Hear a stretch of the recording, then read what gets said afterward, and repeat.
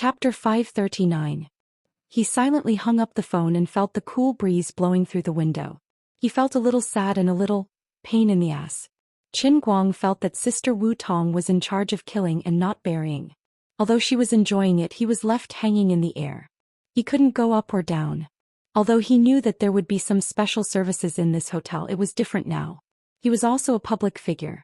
It was impossible for him to have the courage to call for some special health care. Otherwise, the news would be released on the internet tomorrow. Xianxia's rumored boyfriend is unwilling to be lonely and calls for a call girl late at night. There was another subtitle. Can the goddess's boyfriend really enjoy a happy sex life? The star's strange dreams beneath the surface love. This was King awkward. Forget it, the old man also had the Qilin arm. In the end, it was better to do it himself. It was just that there was no accompaniment to the wine. There was a tiger in the heart, but there was no rose. Wait, if I remember correctly, when I ran away from the workers' stadium, someone seemed to have said that there would be a large scale tonight? I almost forgot. He quickly turned on his phone and logged into WeChat. Sure enough, there was a string of message numbers behind the names of Jiang Yage and Xianxia. He clicked on Xianxia's message first. It was mostly about thanking him for coming to the concert today. She was especially grateful that he had saved the day and so on. There was a hint of reservation between the lines, which was her style. Returning to the initial interface, looking at Jiang Yage's smiling profile picture, Qin Guang only hesitated for 5 seconds before he decisively opened it. The ancients did not lie. Good people will be rewarded. I apologize for my impatience with you before. There were a total of 10 photos in front of him. Just as Jiang Yage said, it was an unprecedented large scale. It was comparable to a certain teacher Chen's photography work. All of them were taken by Jiang Yage herself in the bathroom. Unprecedented and unrestrained, her skin was covered in layers of fine water droplets, suffused with a strange pink color. It was unknown whether it was because of the light or because the blood in her body was boiling. One of the photos was taken from top to bottom, and one could see a small clump of black grass hidden in the middle of 2 mountain peaks. Her perfect figure was completely exposed and she was clearly showing off.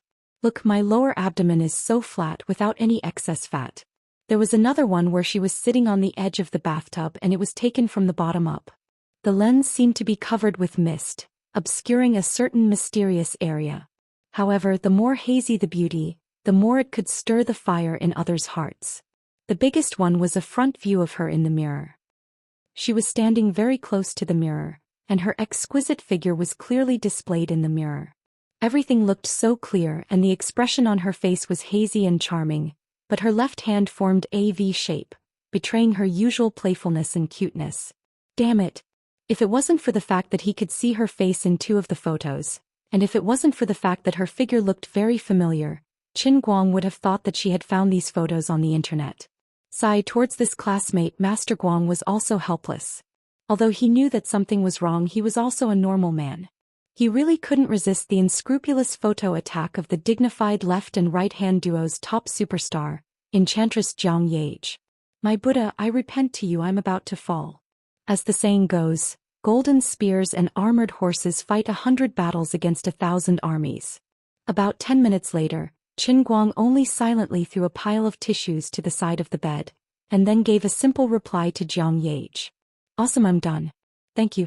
The photos have been deleted, don't worry. Jiang Yage must have fallen asleep and didn't reply. Every concert was a huge physical test for the artist. They had sung and danced on stage for more than 2 hours today, and they must be exhausted.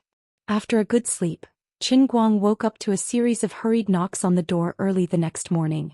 He didn't even have time to wash up. He hurriedly put on his clothes and opened the door. Qin Guang was in a bad mood and he cursed, "Who the hell is so wicked as to come knocking on my door so early in the morning?" He opened the door and saw 2 men in military uniforms standing at the door. He immediately understood that they must be the people that Wu Tong had promised to pick him up yesterday. "You're Qin Guang, right?" The square-faced man in military uniform said coldly with a straight face. Qin Guang felt that there was something wrong with this guy. "I didn't offend you, so why do you act like you've eaten gunpowder? Why is your tone so harsh?" "That's me." "It's good. Come with us.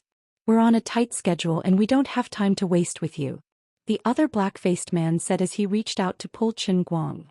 "Faster, see." Qin Guang was immediately unhappy. Are you guys crazy? Not only did you come knocking on my door early in the morning without a word, I'll let you off a little since you're here to help. But for no reason you're giving me a cold shoulder. I didn't even let you take my things and you're dragging me away.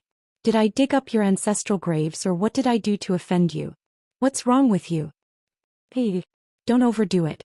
As Qin Guang spoke, he exerted a little force in his arm and broke free from the square-faced man who reached out to pull him.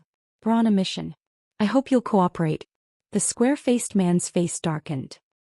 Alright, I don't know who gave you the order and I don't understand why you're acting like you're the best in the world. But if I were you and I was really in such a hurry since you could find me here, you should know my phone number. You should have called me half an hour earlier to inform me instead of arresting me like you're arresting a criminal. Qin Guang turned around and pointed at the things in the room. Are you guys blind? Can't you see that there are bags of things waiting to be packed in my room? Your soldiers swift and decisive, but I'm not. Seeing that the square-faced man wanted to say something, Qin Guang waved his hand. Alright, shut up. I'm not going to serve you anymore. As he spoke, he took out his phone and planned to tell Wu Tong. If her so-called private car was what these two people were like, then he should save it. It might be more comfortable if he ran over himself. The two clearly didn't expect that not only would Qin Guang be uncooperative, but he also had such a bad temper. You dare to be unreasonable after committing a crime? You've got guts. The black-faced soldier was obviously not someone with a good temper. He glared at Qin Guang and raised his hand to grab Qin Guang's phone. Qin Guang quickly retracted his right hand and hid the phone behind his back. His left hand, which moved later, grabbed the black-faced soldier's wrist and exerted a little more strength. The black-faced soldier felt as if he was being clamped by an iron clamp. No matter how much strength he exerted, he couldn't pull his wrist back. Instead, Qin Guang's grip became tighter and tighter. The shock in his heart was indescribable. He wasn't a flashy martial artist. His close-range combat skills were ranked among the top in the Yanjing military. Yet he was easily restrained by someone's left hand. Let go. He shouted. Qin Guang raised his left hand and pushed him back. The black-faced soldier staggered back a few steps before he could stabilize himself. The two exchanged blows for less than 3 seconds, but Qin Guang had completely gained the upper hand with just his left hand. The black-faced soldier's breathing became rapid. His chest heaved up and down. He was a little emotional. The square-faced soldier looked at Qin Guang with caution. He felt that something was wrong. Qin Guang's strength was stronger than he had imagined. That's not right. The intelligence showed that he was just a powerless executive of a state-owned enterprise. He had the tendency to flee overseas. The two of us were ordered to come and restrain him. How could a so-called executive have such strength? Stop joking. There must be a problem somewhere. Forget it. I'll stabilize the situation first. Hazy, look at your communicator. Did you see wrongly? The square-faced soldier turned his head slightly and ordered the black-faced soldier beside him. Hazy nodded and quickly turned around to take out his communicator. Qin Guang was already very impatient. Alright, that's it. I won't make things difficult for you. It's my fault. I shouldn't have disturbed the important national equipment. I can't afford to provoke you, but I can at least hide. Qin Guang waved his hand and ordered them to leave. He planned to close the door first. As a normal person, he really couldn't communicate with these two guys who were spewing bullets. Wait. Wait. The square-faced soldier raised his hand. Qin Guang turned to look at him. What? You're afraid that I'll tell on you? It's fine. Don't worry. I'm not a 3-year-old who will tell on the teacher for no reason. Maybe you're really busy. You've troubled the two of you to come and pick me up. Maybe I've really delayed your important national affairs. I understand. I'm really sorry. There seems to be some misunderstanding here. Hazy had just looked at his communicator. He looked a little embarrassed. It's my negligence. I confused Mr. Qin with our other mission target. I almost believed you. Can't you be more professional? You're soldiers. This isn't a primary school kid's house. As taxpayers, we pay tens of millions in taxes every year to support you guys. Qin Guang curled his lips. The two of them were red in the face and extremely embarrassed. The black-faced soldier on the other side, Hazy, had no choice but to look at his communicator again. It showed that this Qin Guang seemed to be the special instructor of Shun's special training camp. It was fine to show him a name. Hazy used his hand to cover most of the communicator's screen. He only revealed 2 names and showed them to Qin Guang. Mr. Chen, look. This is really a misunderstanding. Qin Guang looked at the name between Hazy's fingers. He was amused. What a coincidence. It showed that it was Qin Guang. It's like this. The 2 messages came one after the other. Qin Guang's was first and Mr. Chen's was second. His room is opposite yours. When I saw the second message, I thought that the person in the information department typed the wrong words. I also thought that Qin Guang quietly changed rooms. This is really... Hazy scratched his head. The square-faced soldier looked at him speechlessly. This Hazy was good at everything. He dared to fight and his skills were excellent. It was just that he was careless sometimes. This was a joke. Captain Qian, you talk to Mr. Chen. I'll go to room 402 opposite to find Qin Guang. Although Hazy was careless, he was not stupid. He turned around and slipped away. Qin Guang's room 403 and Qin Guang's room 402. It was easy to get them mixed up if one was not careful. Hazy began to knock on the door again. Qin Guang looked at Captain Qian. He turned around to clean up the room and said, "Actually, Qing and Chen's pronunciation is different. Captain Qian, you're from Dechuan, right? Do you have a nasal and lateral accent?" Captain Qian blushed. "That's true. I'm from Lilai County, Xiang City." Qin Guang coughed a few times. "What do you mean by hometown?" Thinking back carefully, all the boys in high school relied on guessing for the first pinyin question during the language exam. It was basically the same for the top classes. This was indeed the tradition of Lilai County. "That's awkward. I'm also from Lilai County. I graduated from Lilai High. What about you?" Qin Guang asked as he cleaned up. Captain Qian was slightly happy to meet someone from the same hometown in a foreign land. Then he blushed and smiled bitterly. "My family was poor when I was young. I didn't go to high school and joined the army directly. It's good to be a soldier.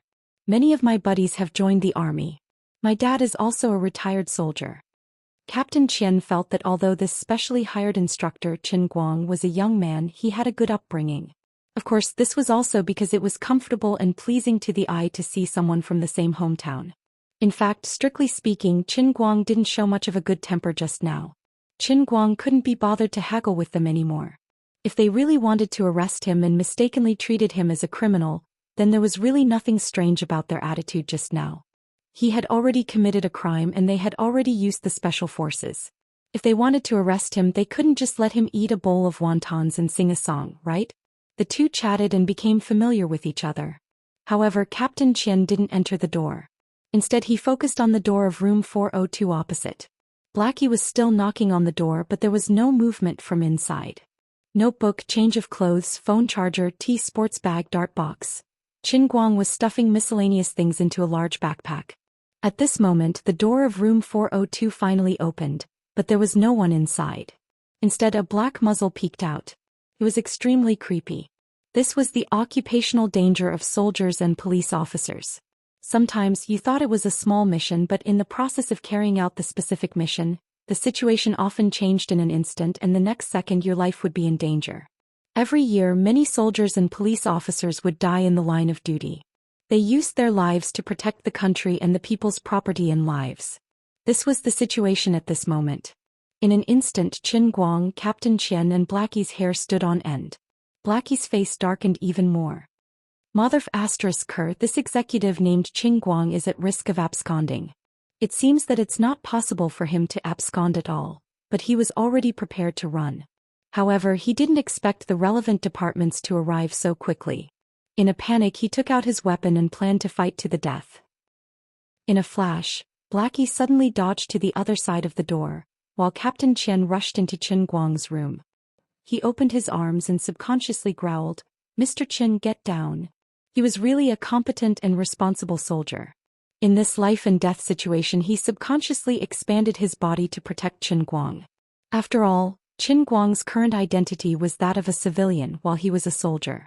Qin Guang, who was stuffing the dart box into his backpack, opened the box at lightning speed, grabbed a dart, raised his hand and threw it. The dart flew out like lightning, passing by Captain Qian's waist and hitting the muzzle behind the door. Chapter 540. It was a long story, But from the moment Qin Guang saw that the situation was bad to the moment he threw the dart into the muzzle of the opponent's gun, only a second had passed. A scream came from behind the door of room 402, and the opponent's hand that was holding the gun was fractured. Qin Guang had practically used all the strength in his Qilin arm to throw the dart out of desperation. Even elites like Shui Lin and He Zi weren't his opponents, so how could an ordinary person like Qin Guang deal with it? The pistol also fell to the ground, but Blackie reacted quickly. He raised his leg and kicked the door. There was a loud bang and another scream came from behind the door. In the next moment, Blackie had already pounced in and pressed the middle-aged man who was hiding behind the door to the ground. Captain Qian glanced at Qin Guang and thanked him. He then turned around to help He Zi completely control Qin Guang. On the other hand, Qin Guang did not feel anything as he calmly packed his luggage. When he was done, he carried his big bag to the door of room 402. Inside, He Zi and Captain Qian had already tied up the state-owned enterprise executive like a big dumpling. The gun that fell to the ground was also locked and held in Captain Qian's hand. Captain Qian looked at the muzzle in shock. The entire tungsten steel dart was completely embedded in the gun barrel, and only a small part of the tail was exposed. Qin Guang didn't shoot just now, or else he would have been injured by the explosion. The more Captain Qian looked, the more shocked he was. This special instructor was a bit too powerful. From the sudden change to him throwing the dart and hitting the muzzle, it was less than 0.5 seconds. Moreover, at that time his body was completely spread out, and the opponent's muzzle was hidden behind the door.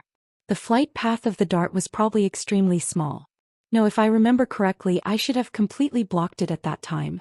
In other words, his dart made a turn in the air and then stabbed into the muzzle with such a terrifying force. What kind of amazing eyesight, what kind of terrifying strength, what kind of swift and fierce reaction. This person was playing with the darts to the point of perfection. Captain Qian, the surname Cheng's right hand has a comminuted fracture. He Zi checked Qin Guang's injury and said in shock, "Oh my God." Captain Qian sucked in a breath of cold air. At this time, Qin Guang stood at the door with an innocent face and said helplessly, "It seems that your mission is quite important. Why don't you go about your business and I'll go to Shun by myself?" Captain Qian waved his hands. No. It's also our mission to pick you up. Don't worry about it. Blackie and I are just special agents in charge of the actual operation. The local troops and the police are on their way.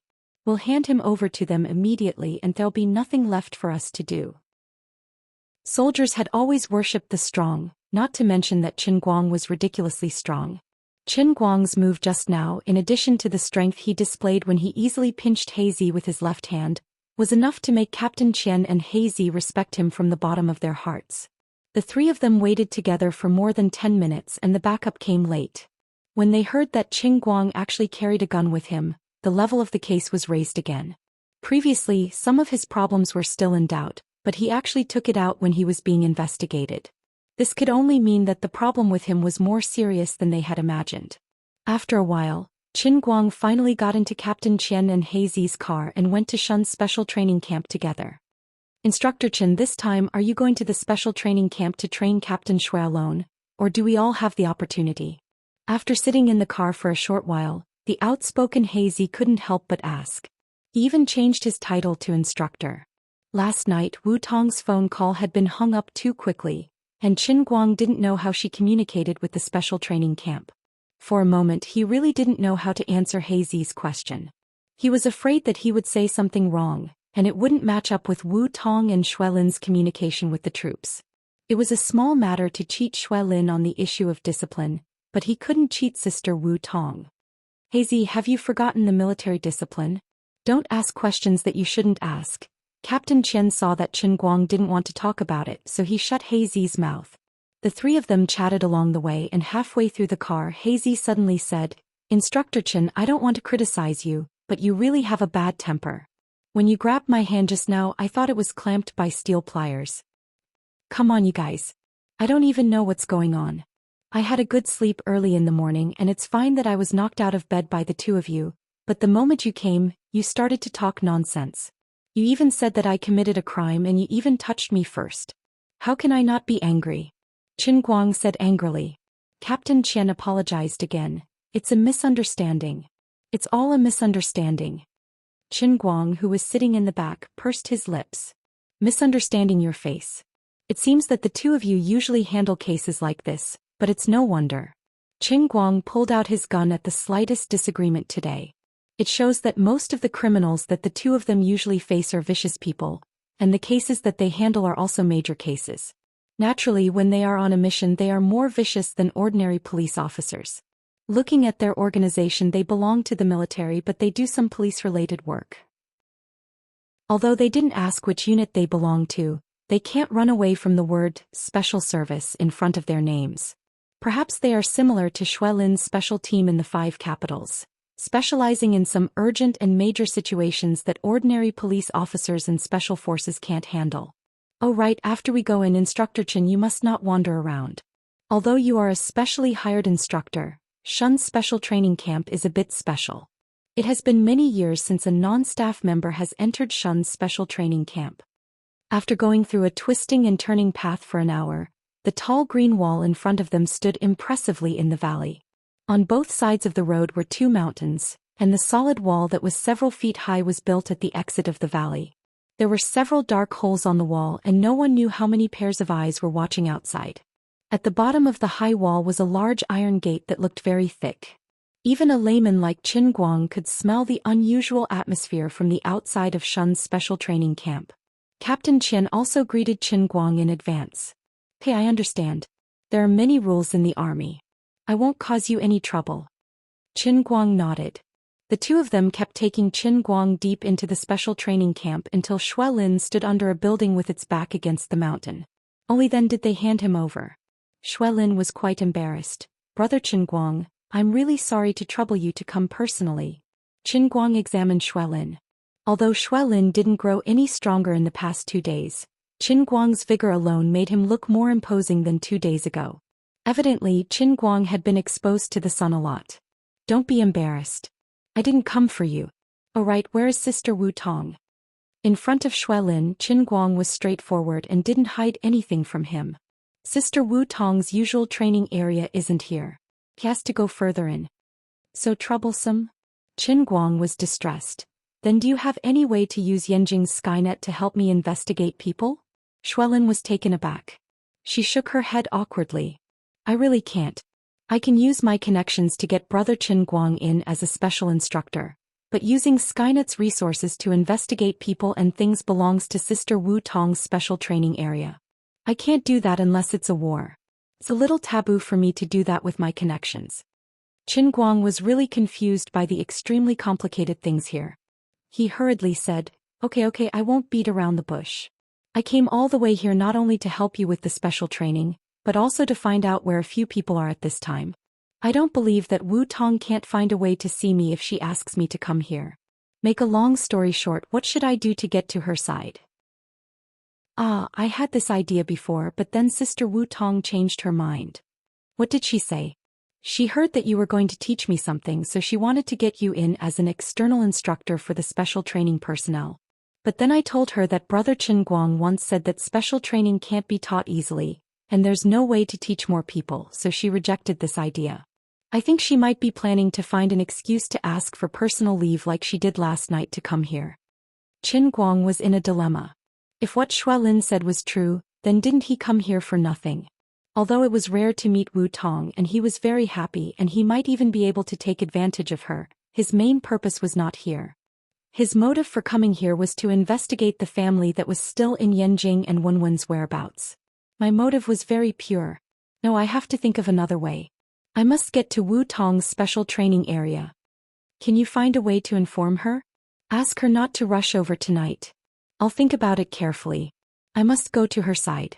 Arrange a place for me to stay and I'll think about it by myself. You don't need to do surprise training for the time being. You're in good condition now.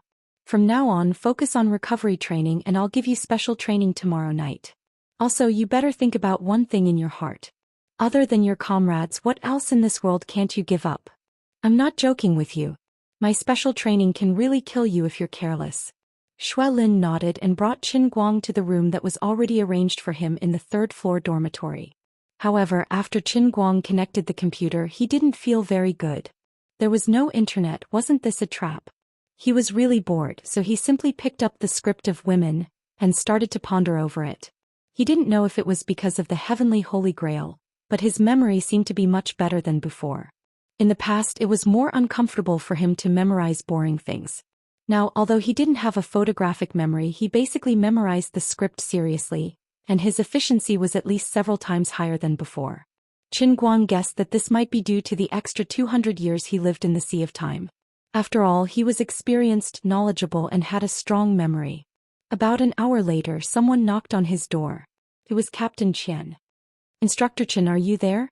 Opening the door, Qin Guang looked at Captain Qian in confusion. "Captain Qian, what's the matter?" Captain Qian rubbed his hands in embarrassment. "It's like this, Instructor Qian. If I'm disturbing you, then I can't do anything about it. I thought you were going to say you're embarrassed. If you can't do anything about it, then why are you pretending to be embarrassed? Don't they all say that soldiers are straightforward? You should learn from your little brother Hazy. Just say what's the matter. I'm not used to you being like this." "It's like this. When Hazy and I were chatting with other colleagues, we talked about your amazing dart. My colleagues didn't quite believe it. So, what does this have to do with me? That's why I'd like to invite Instructor Qian to the training ground over there so that everyone can see it for themselves. Of course, if it's possible, we also hope that Instructor Qian can teach us a thing or two. After all, you're the instructor, right?" Captain Qian was thick-skinned. He made such a shameless request without batting an eyelid. Qin Guang frowned. This wouldn't benefit him at all. "I'm not familiar with you guys, so why would I teach you guys? Besides, I used countless lives and countless holes on my body to get my dart skills. If I really wanted to teach others, I really wouldn't know how. Well, maybe my request is a bit presumptuous, but I hope Instructor Qian can understand our feelings. You've seen it today. Our work is always in danger, so we're never willing to give up any opportunity to master more military skills. Maybe one day in the future this skill can save our lives in actual combat." "Qian Ming, step aside. You can't convince him. Let me do it." At this moment, a spirited white-haired old man walked in from the door. Qian Ming's body tensed up. He stood at attention and saluted the man. He said loudly, "General Tan." "General." Qin Guang's eyelids twitched. In this era of peace, there weren't many generals in the country. He didn't know much about military ranks, but looking at the rows of bars hanging on his chest, he seemed to be very powerful. The old man had quite an imposing manner and was quite deceitful. "Hello, General Tan." He also imitated Qian Ming's action and saluted. "You're Qin Guang, right? I heard about you from my subordinates. I also specifically watched the video of you participating in the World Championship. I'm very interested in your dart skills. You do have a very unique side in this aspect. You're even better than a little girl we've met before. You also know that little girl. Her name is Xin Qin." General Tan had an easygoing smile on his face as he walked forward slowly. "Really? Thank you for your appreciation, General Tan. I don't deserve it." The other party could recognize Xin Qin's name. Obviously he was knowledgeable. Qin Guang's guess about General Tan's identity was a little higher. "You're a straightforward person, so I won't beat around the bush with you. I'm the person in charge of the Shun Special Training Camp. Now, as the Commander-in-Chief of the Shun Special Forces, I'm officially inviting Mr. Qin to be the chief instructor of the team's dart course. What do you think, Qin Guang?" General Tan spoke like this. He went straight to the point and cut the Gordian knot. Qin Guang hesitated. He didn't have the intention to be a soldier. He was born free and carried the big secret of the heavenly Holy Grail. It might not be a good thing to plunge into the military system. Are you going to say that you're undisciplined by nature and might not be able to adapt to the rules of the military? He didn't expect General Tan to see through him again. This old man wanted to seize the initiative in the conversation with every sentence. He was trying to suppress me in the conversation. Qin Guang's heart was alarmed. If it was a real young man, he might really be suppressed by General Tan's pressing style of conversation. But who was he? The old man was a monster who had lived in the Sea of Time for 200 years. The old man was the prophet and sage Right-Chin that 178 billion people in the Sea of Time had to look up to. You want to suppress me with just a few words? The salt I've eaten is more than the rice you've seen. Don't flaunt your seniority here. General Tan didn't know that his habitual domineering attitude had aroused the resistance in Qin Guang's heart. Qin Guang turned his body slightly and his aura suddenly changed. He smiled. "I appreciate General Tan's good intentions, but I'll dispense with the military rank and organization. It's also my wish to contribute to the country. However, in my Qin Guang's 20 years of simple life, I didn't really enjoy much help and care from the country. So to put it bluntly, it's not that I can't teach you, but there's no such thing as giving it to the country for free. His meaning was very clear. I can teach you, but I want benefits. It's an equivalent exchange. Don't fool me with an empty title and an empty promise. I won't fall for it. I'm also not interested in being a soldier. I have a very comfortable life outside. I don't need to run into the army to tie a rope around my neck. Qin Guang's words were resolute and didn't give General Tan any room to maneuver. General Tan's eyes narrowed slightly and stared straight at Qin Guang as if he wanted to see through Qin Guang's real thoughts. But he gave up after a moment. He felt it was incredible because the young man standing in front of him didn't have any of the immaturity he showed when he was chatting with Chen Ming. If he didn't see him with his own eyes, General Tan would almost think that he was facing a wise elder who had seen through all the vicissitudes of the world. Qin Guang still smiled calmly, but he was laughing in his heart. A young man who's not even 80 years old, how can you understand the life awareness of a 200-year-old monster? You're still trying to show off.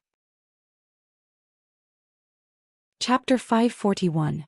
Young man, it's wrong for you to think like this.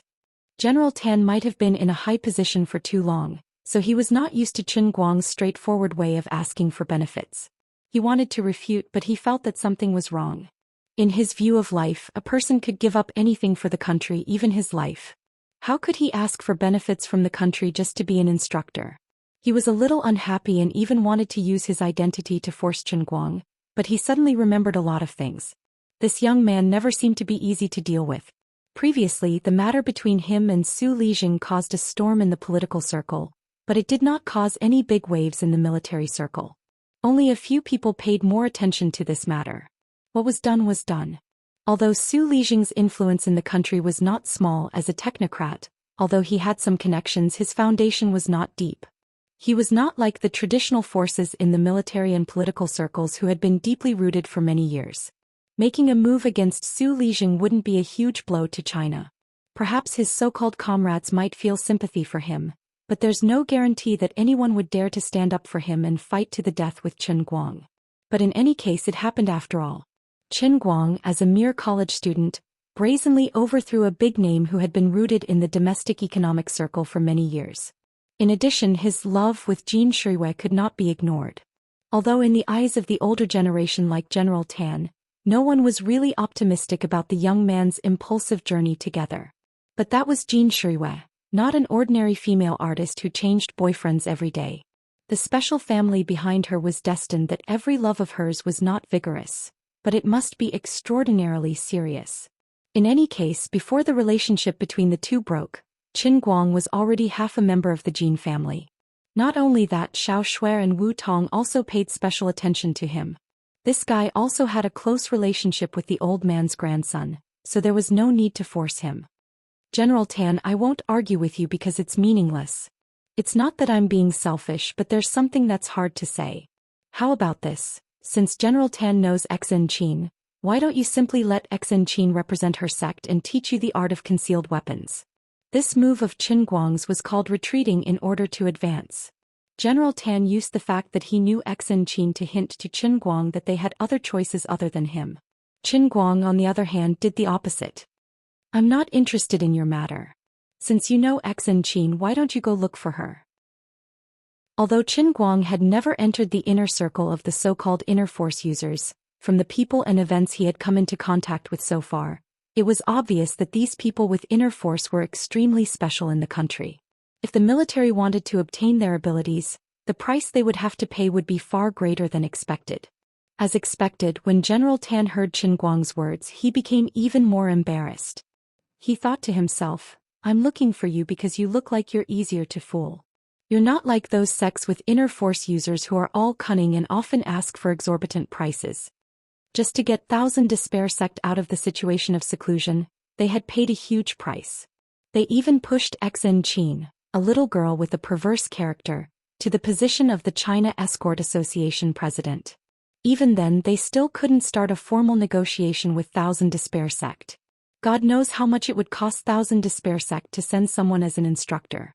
Comparing the two, General Tan gradually figured it out. Since Qin Guang's skills were stronger than Thousand Despair Sect's eldest disciple Xin Qin, and even Xin Qin was willing to follow by his side, since he showed signs of relenting, wasn't it only right and proper to give some benefits? It was his brain that short-circuited. General Tan's mood instantly lightened up when he thought of this. Qin Guang also noticed the change in him and laughed inwardly. He seemed to have understood. Qin Guang, what do you want? General Tan waved his hand slightly, signaling Qian Ming to leave. Qian Ming bowed and left the dormitory. Qin Guang thought for a moment, his eyes focused. I need a special identity. A license to kill? General Tan asked. Qin Guang asked in return, does such a thing really exist? You can pretend that he doesn't have it, but you can also pretend that he does. The so-called license to kill doesn't really allow a madman to kill without taking responsibility. It's only for some special cases. When a soldier is carrying out an important mission, he has the power to strike first against a confirmed criminal. But this doesn't mean that you can use this power to take revenge, nor does it mean that you can use it as a reason to rule over the people. General Tan had already guessed Qin Guang's request. I can give you an identity to be attached to my Shun special training camp. In terms of rank, you will be at the same level as Qian Ming. You can mobilize some of the intelligence resources that you want. Some of your requests will also be given special treatment under special circumstances. Other than that, although you have this special identity, we will not assign you any tasks. You will still have complete freedom. Of course, if you are willing, you can also consider forming your own special operations team, and we will fully cooperate with you in the selection of candidates. General Tan's words were not very clear. They were somewhat ambiguous, but the meaning was very clear. This was a real amulet within the system. Qin Guang nodded, deal. But forget about the special operations team. I don't have that much of a sense of justice. I prefer to sweep the snow in front of my own door. The youngsters nowadays really can't be compared to our generation. General Tan relaxed and teased after the matter was settled. Qin Guang laughed. You can't say it like that. If it's really a national crisis, of course, everyone has a responsibility. It's a man's wish to do his part and turn the world upside down. But the times are different now. Everyone has different demands in life. For example, the research companies that invest billions of US dollars in research and development every year, sit on countless patents, and break one technical barrier after another for our China. I think their contribution is no less than the soldiers guarding the border with guns. Indeed, it's me who can't keep up with the times. The future belongs to you young people. Qian Ming, come in and take Qin Guang to go through the formalities. You will be comrades in arms from now on. General Tan gave a few more instructions before bidding farewell to Qin Guang and leaving. He brushed past Qian Ming and walked out of the room. For some reason, Old Man Tan, who was a man of virtue and prestige and a veteran of the battlefield, had an illusion in his heart. It was as if the person he had just negotiated with wasn't a young man, but a peak sovereign scepter expert who stood at the peak of the world and held the life and death of billions of people in his hands. He shivered slightly and shook his head. He was puzzled. So strange. Why would I think that? When Qin Guangjing saw this scene, he turned his head slightly and looked out the window. Invincible, it's so lonely. I don't want to take out Right Chen's status to talk to people. It's all because you seduced me. Instructor Qin Guang, this way. Qian Ming's head hung very low. He didn't dare to look Qin Guang in the eyes. Qin Guang patted his shoulder. Old Qian, don't call me Instructor Qin in the future. Call me Brother Guang. Yes, Instructor Qin. Half an hour later, Qin Guang changed into a military uniform and appeared on the training ground. Looking at the thousands of people below, he was a little drunk. Old Man Tan was too good at maximizing resources. He'd pulled everyone in the training camp over here.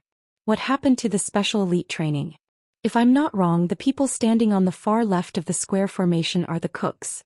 Looking at their greasy faces and palms stained with oil, did they just walk out of the kitchen? Qin Guang pointed at the group of people suspected to be the cooks. He pulled Qian Ming over and asked. This group of people? Oh, Old Li from the cooks. Li Big Mouth. Qian Ming said casually. They really are from the cooks. Qin Guang turned his head and looked resentfully at General Tan, who was sitting in the distance as a spectator. There were many middle-aged people around him. The epaulets and bars on their chests weren't as spectacular as Old Man Tan's. They were mostly middle-level leaders in Shun's special training camp. looking at the microphone in front of him, then looking at the many soldiers standing ramrods straight below the stage. Looking at him with incomparable eagerness, Qin Guang began to feel awkward. I just agreed readily, but the problem is, how should I teach them? Thinking about it carefully, I really have no clue what to do. So many people are staring at me. Damn, old man Tan, don't look at me with that face full of expectation. I'm a little confused. At this moment, Hazy rushed over from the side, holding a laptop in his hand. Instructor Chen, why don't we put down the teaching materials first? Teaching materials? What the hell? How come I don't know about it? Qin Guang was puzzled. Hazy laughed mischievously. It's those videos you posted on the internet. I watched them all. They're really awesome. Many of my comrades don't know about it. Everyone is just obeying orders out of habit. That's why they're willing to stand here and wait for class. But if they watch your videos and documentaries first, then they'll understand how awesome you are. Their mood will be different and the effect of your teaching will be much better. Qin Guang touched his mouth. He felt that what Hazy said was reasonable, but he was a little embarrassed. Although the old man's skin is thick, it's really not right for me to talk about my documentary in front of others. In the sea of moment, I can barely be completely shameless, but here there's Xue Lin looking at me eagerly from the side. I'm very shy. This brother Qin Guang, why don't you go rest first? I've watched your entire competition, why don't you let me do it? At this moment Xue Lin walked over. Qin Guang secretly gave him a thumbs up. No wonder he was the first disciple that the old man took a liking to. His eyes were really good. He quickly turned and ran to the shady area where Old Man Tan and the others were gathered. He lifted the heavenly holy grail, crossed his legs and drank his tea. Colleagues, I'm Xue Lin from the 5 Capital Military Region. Many of you know me, so I'll just introduce myself. But today I'll be talking about my instructor, Mr. Qin Guang. I'll have to start from a big case that happened 3 months ago. I'm sure many colleagues have already guessed that it's the Shattered World Organization's invasion of the 5 Capital. On the other side, Xue Lin had already brought out Qin Guang's past and confidently talked about it. On this side, Qin Guang came looking for Old Man Tan. Little Qin, how do you plan to teach? Qin Guang cursed in his heart that this old man didn't trust him, but he really had no clue. He could only smile and drink his tea while pretending to be profound. He pointed at the soldiers standing upright under the hot sun and said indifferently, General Tan, haven't you noticed that my special training has already begun? The so-called acting mysterious was referring to what Qin Guang was doing at this moment. He only had an unfathomable look and everything was said without words. In any case, Old Man Tan didn't understand. Perhaps in his heart Xin Qin and I had the same thoughts. In short, he just had the attitude of, you people from the court don't understand the affairs of the pugilistic world. As expected, when General Tan heard this, his eyes narrowed. He looked at the 1,000 soldiers below who were completely focused on Xue Lin's story. So that's how it is. Amazing. Impressive. Qin Guang chuckled. You flatter me, you flatter me. Actually, he had no idea how Old Man Tan thought he was impressive, but that wasn't important. It was fine as long as he could fool people. He coughed lightly again and said, General Tan, forgive me for speaking bluntly. Although these 1,000 or so people below can be considered elites in the military in my eyes, there really isn't much to be done. What do you mean? My skills are based on pure talent. It's not something that can be learned just by having a physical fitness up to standard. It's more about the root bone. Yes, that's right, the root bone. This so-called root bone isn't just the muscles, bones and skin. It also involves some mysterious things that I can't explain to you. You won't understand even if I explain more. Although old Master Guang's acting skills were terrible, his bragging skills were top-notch. His empty words and random concepts were top-notch at fooling people. He said 1,000 and 10,000 things, but the summary was as follows. Your people don't have talent, so even if I teach them they might not be able to learn and most likely won't be able to learn. As for the reason, I've already said, it's because they don't have talent. To put it more plainly, they don't have the root bone. Don't ask me what the root bone is. You won't understand even if I tell you. In short, don't blame me if your people can't learn it even if I teach them with all my might. He had already started to shift the blame. Your people can't learn it because they're too weak. Don't blame the old man for not trying his best. Old Man Tan felt a little lost after listening, but it wasn't that he couldn't understand. After all, the abilities that Qin Guang had displayed in the World Darts Championship or in the videos he had filmed were completely beyond the comprehension of ordinary people. Extraordinary people would do extraordinary things. They couldn't be judged by common sense. General Tan sighed. I understand. It's fine. Little Qin, I understand what you mean. Let's try our luck. He looked at the warriors below silently, his heart filled with bitterness and hatred. Those inherited forces that had mastered inner force were really detestable. Each one of them was more difficult to deal with than the other, so much so that they still hadn't made any breakthroughs in this aspect.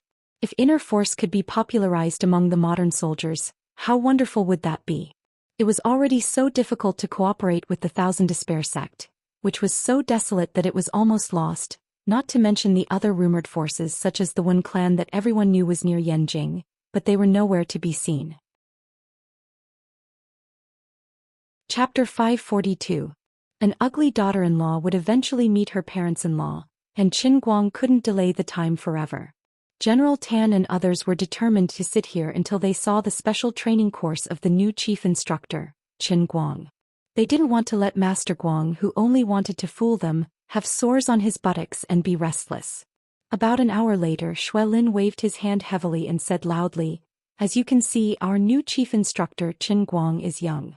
Our new chief instructor Qin Guang might be young, but he has already pushed the art of darts to the strongest realm in human history.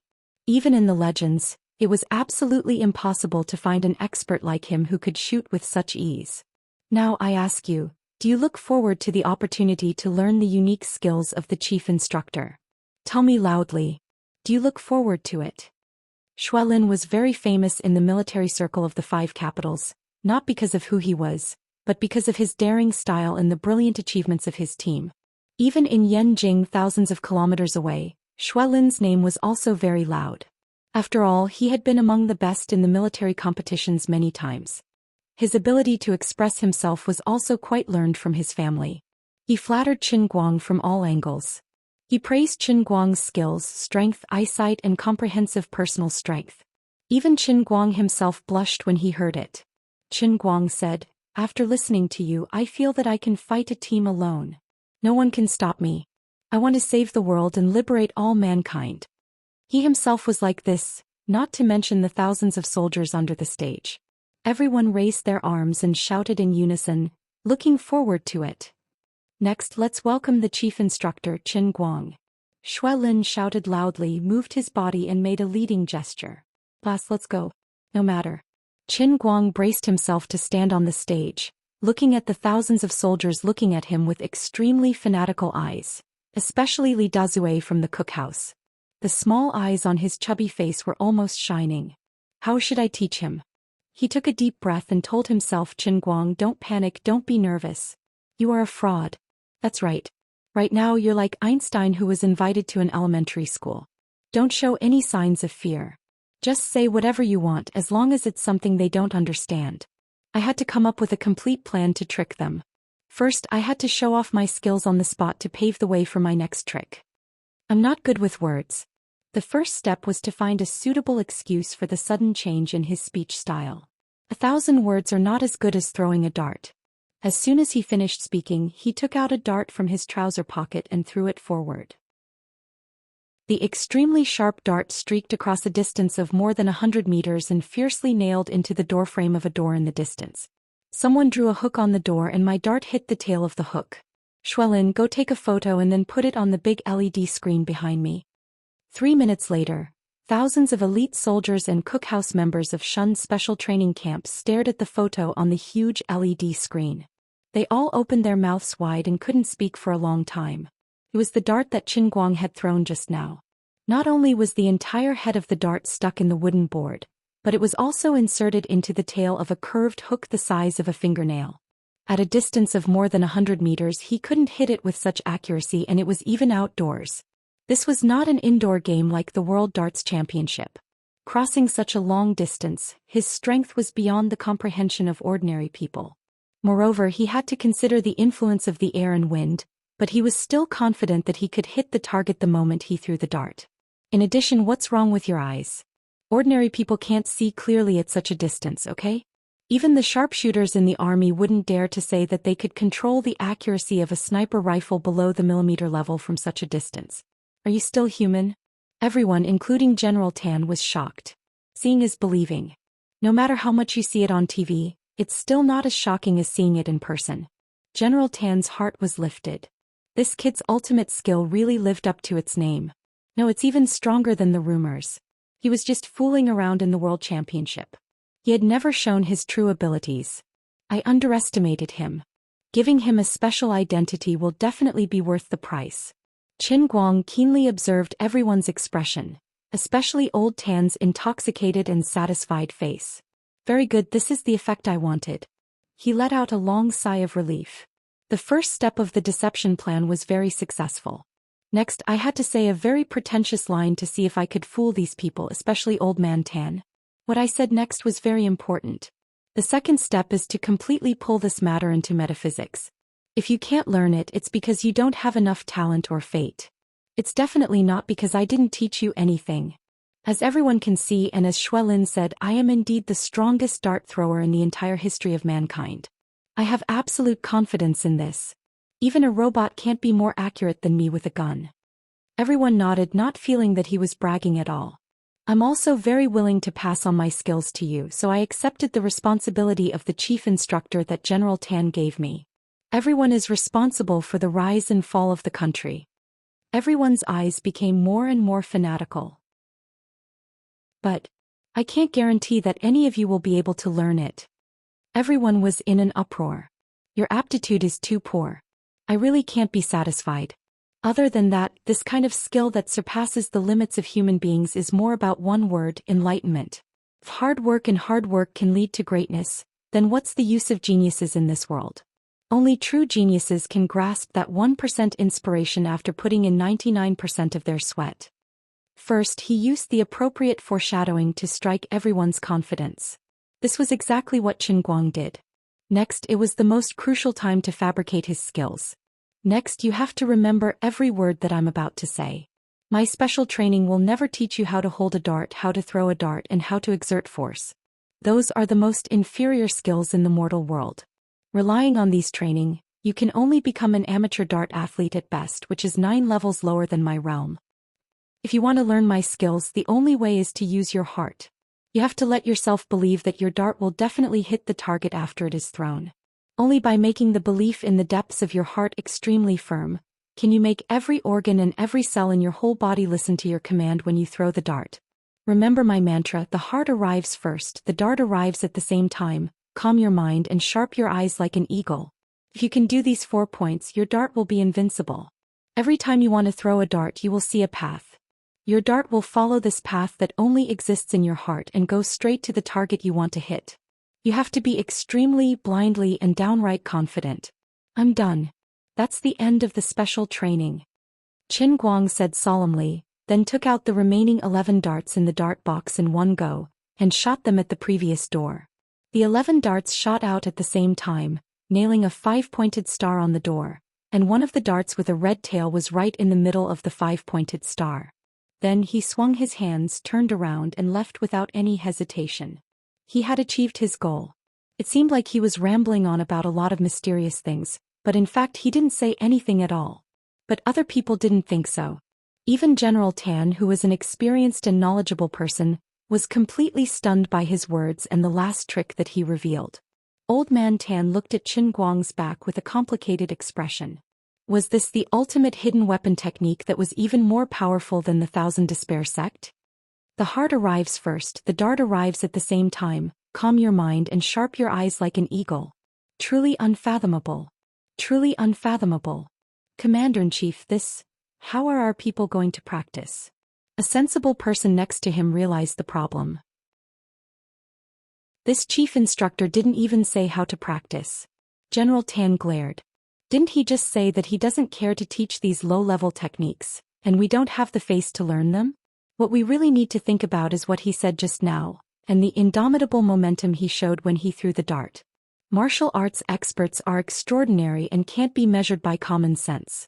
Arrange for everyone to train freely today. Everyone should carefully ponder what he said today. Whether you can understand it or not will depend on fate.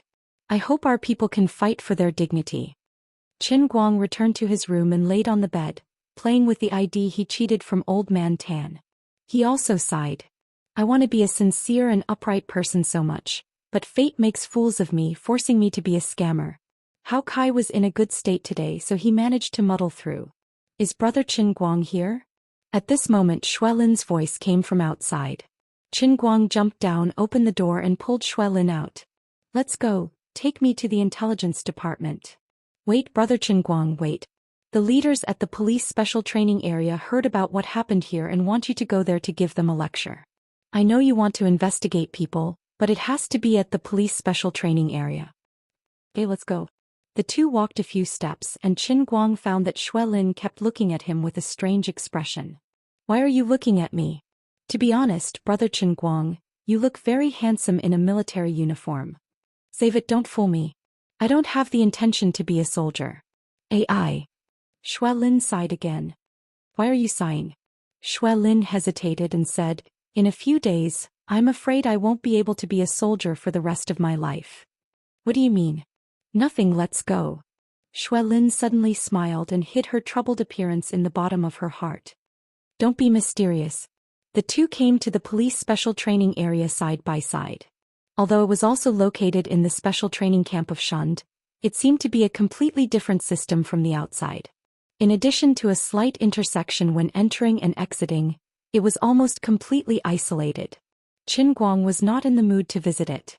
Instead he asked Xuelin to ask where Wu Tong was and went straight to find her. As soon as they arrived at the door of the training room, they saw Wu Tong, who was wearing a suit and doing strength training. Without thinking much, Qin Guang strode into the door and said, Hi. Wu Tong jumped down from the equipment and intimately hugged Qin Guang. She asked, How did you come in? What's up with you wearing this? Nothing, I just came in. Qin Guang greeted her with a smile and looked up and down at Wu Tong. He hadn't seen her for a month and she had changed a lot. Her skin looked a little darker than before, but it didn't reduce her beauty at all. Her slightly drunk skin brought her a kind of healthy and sunny beauty. Of course, in the final analysis, it was because she had a good foundation. If a good-looking person had a dark spot, it was called sunny beauty. If a good-looking person had a dark spot, it was called bad skin. Her figure had also changed a little. Previously she was healthy and beautiful with curves all over her body. After a few months of closed-door training, the parts of her body that should be big had become bigger. It should be because her muscles had become more solid, but her waist was still so slender. In contrast, her devilish S-shaped curve was even more obvious. Even though he was very familiar with her, Qin Guang couldn't help but swallow his saliva. He thought, is this sister's closed special training to train her figure? Before she said two words, Wu Tong suddenly covered her mouth, as if she had realized something very important. She quickly let go of Qin Guang's hand and sneakily pulled him away. Let's go, let's go. I'm going to die, I'm going to die. Do you want to die? Wearing this and sneaking in? If you get caught, it's a crime. Wu Tong. Who is this? At this moment, a strong man in a black vest suddenly came over and looked at Qin Guang with a vigilant face. Di Jiang, it's none of your business. Wu Tong's expression changed slightly. She pulled Qin Guang away. Unexpectedly, Di Jiang blocked the entrance of the training room. This is Xuelin, I know, but as far as I know, he doesn't have the qualifications to enter our police special training area, right? Although he has some privileges in Shund, we have our own rules. Isn't it too much to bring someone in? Where's the discipline? Mind your own business. Go and practice. Wu Tong said stubbornly. Di Jiang keenly sensed Wu Tong's nervousness at the moment. He became aggressive and said, We're in a closed special training area. It's a confidential unit. I have reason to suspect that you're engaged in espionage. As Di Jiang made a fuss, more and more people gathered in the training room and looked at Qin Guang unkindly. Xuelin had a headache. The situation didn't seem right. Qin Guang was also puzzled, but he quickly felt relieved. Inviting him to be an instructor was decided by the leaders of the special training area. The so-called elites who were undergoing special training didn't know about it. Besides that, Qin Guang also noticed that there were at least dozens of men in the huge training camp other than Wu Tong. There were only 2 or 3 female police officers, but their appearance was on a completely different level from Wu Tong's. This meant that Wu Tong was a red dot in a sea of greenery. As long as one wasn't blind, they would pay attention to Wu Tong, who was so outstanding. Coupled with the hostile and vigilant look in Di Zhang's eyes when he looked at him, this bro had definitely fallen in love. Qin Guang was right. Wu Tong was straightforward, and her personal strength wasn't any weaker than the male police officers. She was single and unmarried to the public, so her popularity in the training camp had always been high. Among the police elites in the special training area, there were more than one or two who had feelings for her. Among them, Di Zhang was the most obvious and fiercely pursued her. Di Zhang's ability was outstanding, and his family's social status matched Wu Tong's. However, because he was in the special training camp under military management, he had been suppressing his feelings in his heart and hadn't really confessed. He was waiting for the end of the training to be the first to launch a fiercer and more direct attack. Today Qin Guang had hugged Wu Tong in public. How could he not be anxious? The other people who gathered around might not have acted as outwardly as Di Zhang, but Wu Tong was the flower of the police force. No matter whether this young man was a real soldier or not, or how he got here, they couldn't let him have a good time. Don't even think about snatching food from the tiger's mouth. Di Zhang, have you had enough? Get out of the way. Wu Tong shouted anxiously. Chapter 543. She became angry out of humiliation. Looking at Wu Tong, who was like an angry lioness, Di Zhang and the other male police officers felt extremely uncomfortable. Wu Tong was a straightforward person. She was usually careless and could be regarded as heroic in the entire police special training area. However, her character was definitely not rude. It could only be said that she did not care about trifles. She usually never argued with others and was well known for being easy to talk to. But today she actually became angry with everyone because of this young man in military uniform. The relationship between these two people must not be simple. Di Zhang's heart was filled with hatred. This hatred could only be called endless. No wonder Wu Tong had completely ignored all the hints and flirtatious glances he had thrown at her in the past month. He previously thought that she was unromantic, but today he knew that she already had someone in her heart. He was not reconciled. He then turned his face and looked at Qin Guang fiercely. The more he looked at him, the more he couldn't understand. This guy was obviously not a real soldier. Where did he come from? Xuelin's white was a slightly sickly white because of his special body that the sun could not leave black marks on his skin. However, his face still had the signs of being exposed to the sun during training. But this guy, although he looked a little darker than Xuelin, he did not look like a soldier who had been exposed to the sun. He was definitely a young master of a rich family. He looked like a dog in military uniform, but how could he deceive us, the police elites who were famous for our keen observation? The more Di Zhang thought about it, the angrier and angrier he became. He did not care who came first. He only regarded Qin Guang as an outsider who wanted to snatch food from the tiger's mouth, the only bright scenery in the training camp. Fortunately, he still remembered his identity as a public official. If it was someone else who was as angry as him, he would have already punched him. It was not easy for him to barely restrain himself. Qin Guang was blocked by Wu Tong and looked at Di Zhang with great interest. Then he turned his head and looked at the others who were also looking at him with hatred. He thought to himself, if I am not careful, I will be like a tiger in a pack of wolves. You people should be a little more conscious. The one standing in front of you is Wu Tong's nominal younger brother, but in reality she is his god brother. Don't treat a bean bun like a dried vegetable.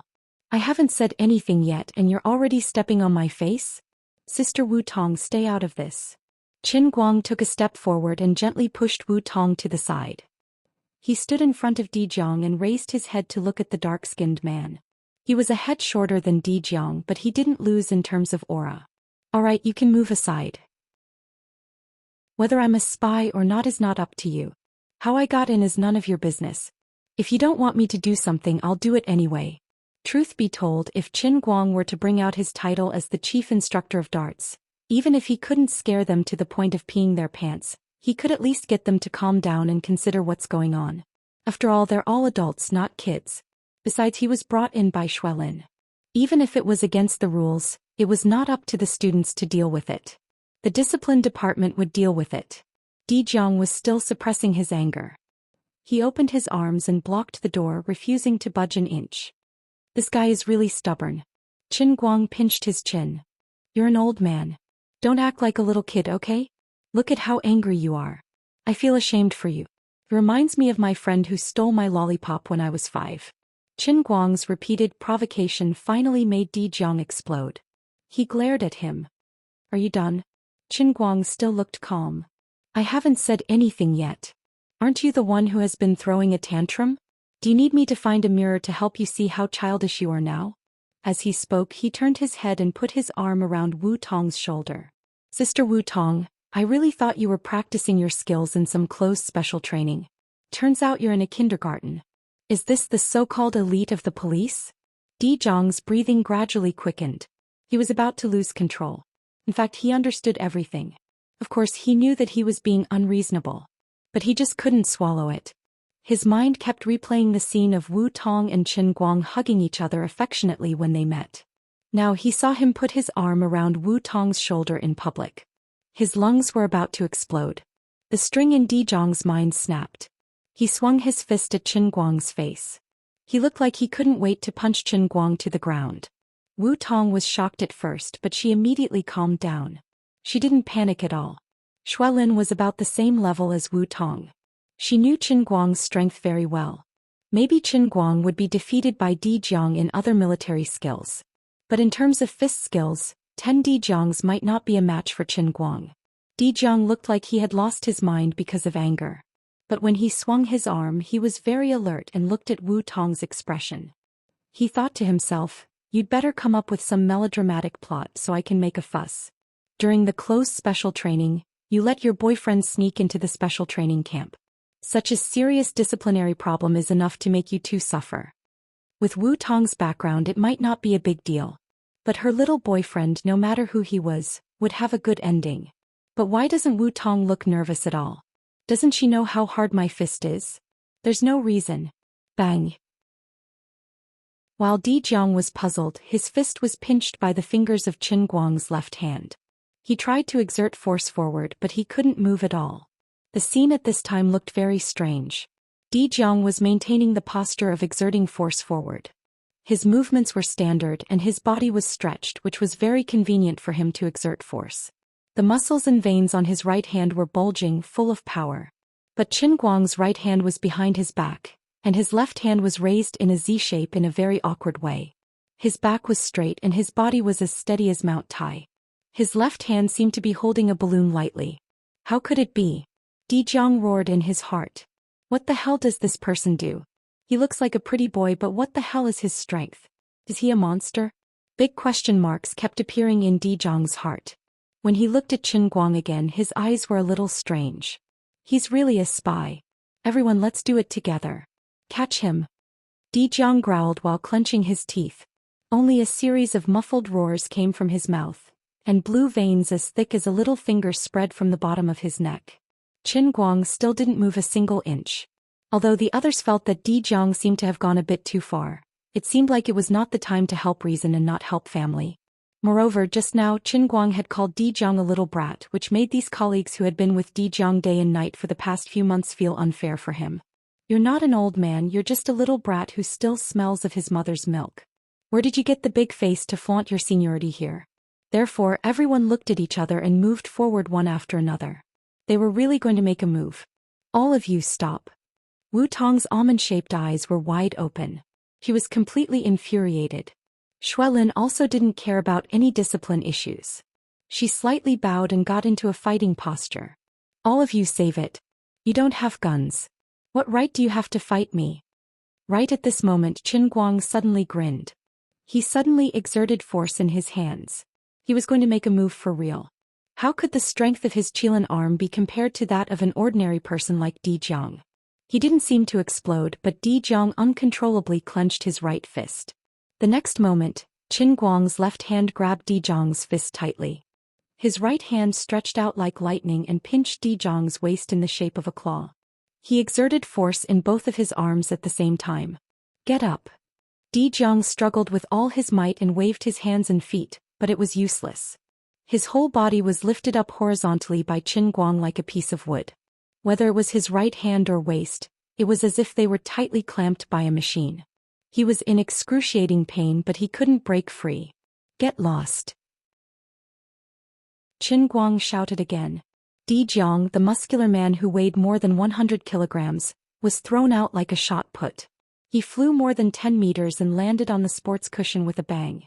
Even though he landed on the cushion, he was still spinning in the air until he was dizzy. He felt waves of tearing pain coming from his waist and spine. He didn't know whether his injuries were serious or not. Can this farce end now? Next time I should directly throw you out of the window. Who else? You can come up and try. After throwing Di Jiang away, Qin Guang looked around. His tone wasn't particularly arrogant. Reality proved that louder people didn't mean they were powerful.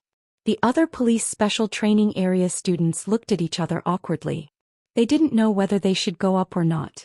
Di Jiang's individual strength ranked at least in the top 3 among the people present. His pure strength was the best among everyone, but he was thrown away like a toy without the slightest resistance. Moreover, his opponent had obviously shown mercy. Di Jiang had landed on the cushion from such a long distance. His control was so precise that it could only mean that his strength was comparable to Di Jiang's. There was no doubt that he had crushed Di Jiang. What are you guys doing? Just when the elite police students were in a difficult position, a stern shout came from outside the training room. Everyone turned their heads and looked behind them. They saw 3 or 4 middle-aged men in uniforms walking quickly behind Old Tan. The one who shouted was a lean middle-aged man beside Old Tan. Qin Guang curled his lips indifferently. Fine, they're finally here. I haven't had enough yet, but it looks like I won't be able to fight anymore. Di Jiang had already jumped up from the cushion. He rushed out and complained, Director D, this person is of unknown origin. He illegally snuck into our place. I suspect he's a spy. Director D? Qin Guang raised his eyebrows. No wonder Di Jiang was so fearless. He was the local tyrant here. These 2 people both had the surname D. If they weren't his father, then they had to be his relatives, right? Chapter 544. He couldn't help but feel a little dull. Then he looked at Wu Tong and Xuelin beside him. The future of the motherland was indeed the world of the 2nd and 3rd generations. It was so difficult for a child of a poor family like the old man to get ahead. Flap. Unexpectedly, the middle-aged man with the surname D raised his hand and gave Di Jiang a slap. The slap left a blank expression on Di Jiang's face, and a red handprint appeared on his black face. Director D shouted angrily, Unknown origin my ass. Di Jiang, where is your basic judgment? Did you waste the past 2 months training on dogs? Where is this place? This is Shun's special training camp. Have you ever seen an idiot spy who swaggers in a military uniform to be a spy? Whose IQ are you insulting? What's wrong with your brain? Do you know who you are humiliating? You are humiliating the entire Chinese police system. Di Jiang covered his face and his mind was completely confused. His uncle really didn't save him any face. Apologize to Instructor Chen right now. Instructor Chen is the chief instructor of the darts course that our Shun special training camp has just hired. It took me a lot of effort and General Tan to invite him here. Is this how you welcome me? Director D looked at Di Jiang with a little anger. Although he scolded him severely, he had found a way for him to step down. Di Jiang turned around with a red face and bowed slightly. Instructor Chen, I'm sorry. Other elite trainees also looked at Qin Guang with a blank face. They couldn't believe that this young man was actually the chief instructor. In the entire Shun special training camp, there were only 5 people who could get the title of chief instructor. Among these 5 people, 2 were from the police force and 3 were from the military. Each one of them was a well-known figure in the outside world. They were all famous people who used blood and fire to fight in extremely dangerous missions again and again to gain their fame. How could this young man be the chief instructor when he came? We have never heard of him. Wu Tong was also stunned. Although she knew that he was very good at fighting and his personal strength was so strong that he could even fight against the world's 97 people by himself, she hadn't seen her good brother for only a month. How could he become the chief instructor? Did he take a rocket to the sky? I'm sorry, Xiaochen. It's because our communication wasn't smooth that caused you to misunderstand. But don't worry, we definitely don't have any other intentions here. General Tan was also a little embarrassed. He came up and apologized again and again. He thought to himself, it wasn't easy for me to bluff a real chief instructor. He was already reluctant when I agreed to Director D's request. Now that I'm in a hurry to send him over, Your students are making things difficult for my chief instructor? What if he runs away in anger? Where am I going to find him? I'm sorry, Instructor Chin. It's all my fault. I apologize for the displeasure I have caused you. Apologize to Instructor Chin right now. Director General D also came over and lowered his head, looking very ashamed. After he was done, he even turned around and glared at the other police cadets behind him. Qin Guang was puzzled. Aren't these two a little too much? There was no reason for it, but he felt that something was wrong. Although I'm using the title of your chief instructor, I'm just bragging on the stage. What I'm doing is misleading the students under the guise of chief instructor.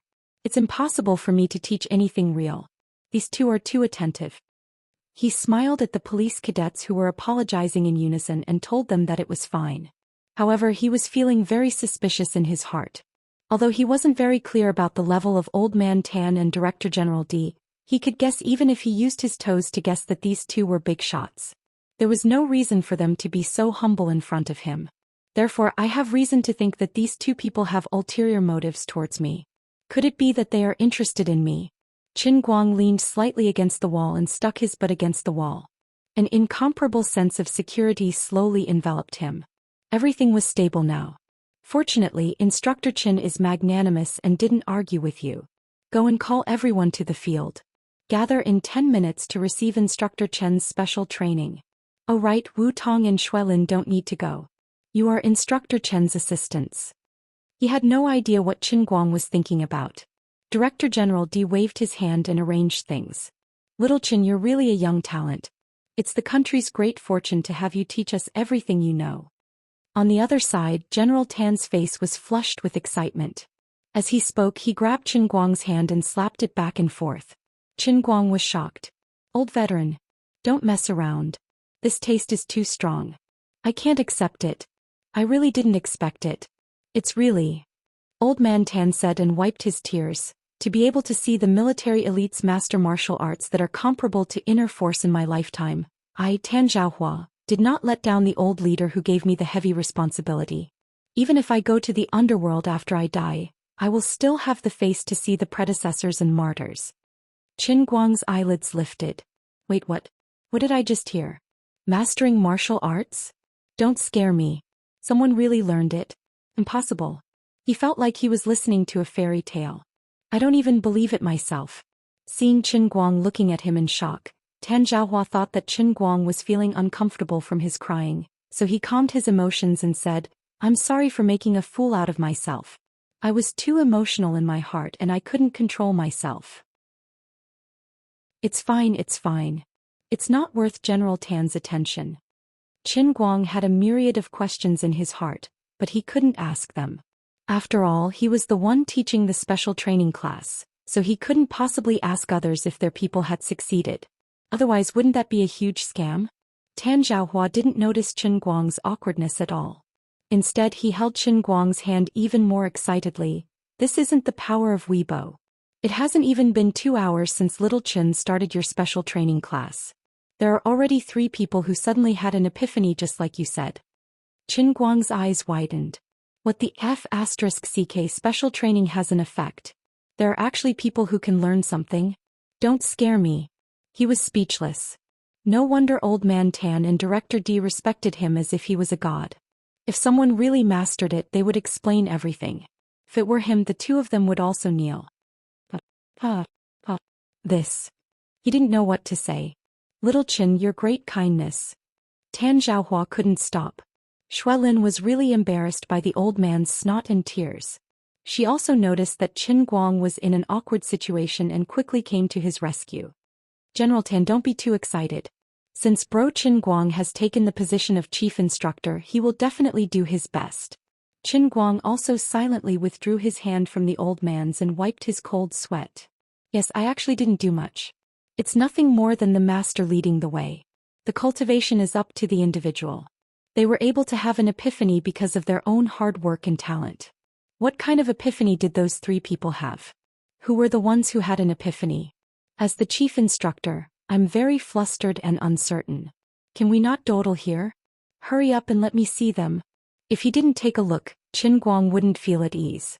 As the so-called chief instructor, he was completely clueless about how his first batch of trainees had become talents.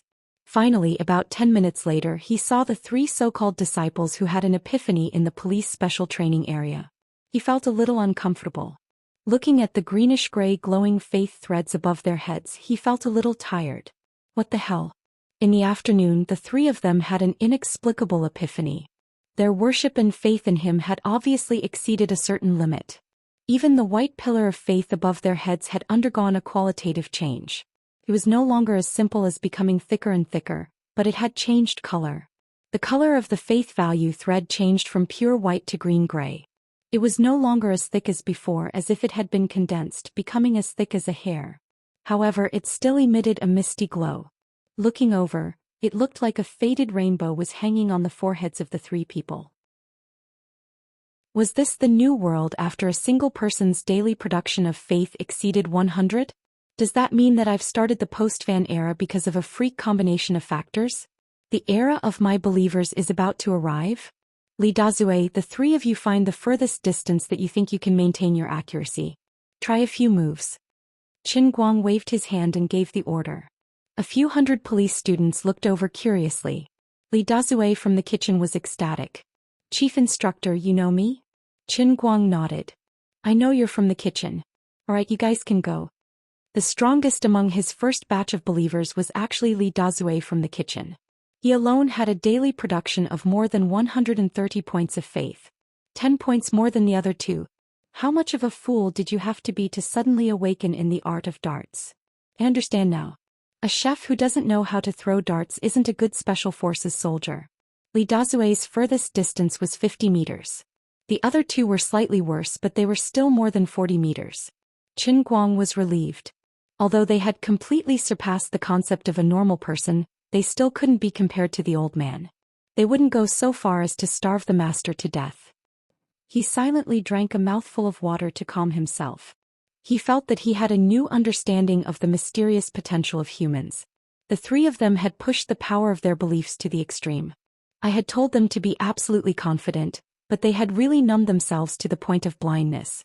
They had continuously hypnotized themselves in their subconscious and used their blind obedience to me and my words to make them achieve what I had said, grasping onto some kind of mysterious Tao.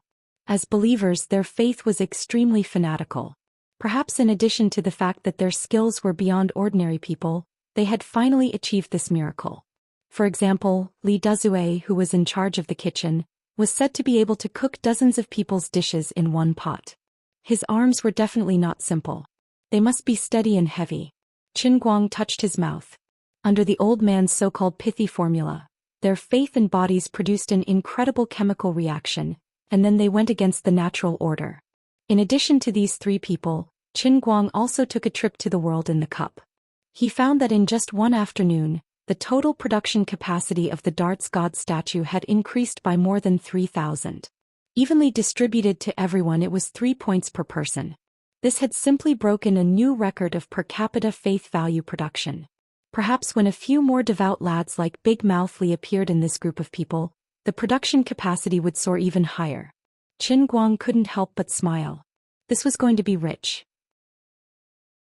The group of police cadets, including Di Jiang, were completely dumbfounded. Before this, they had suspected that the so-called chief instructor was just making empty promises to save face. In the end, after hearing the changes in the 3 of them in one afternoon, they were all shocked. Did this guy have magic that could turn stone into gold? Why did it sound so sci-fi? Regardless of anything, Qin Guang's reputation as the chief instructor of Shun's darts training hall was even more solid than steel, with Li Dazue and the other 2 as examples. Chapter 545.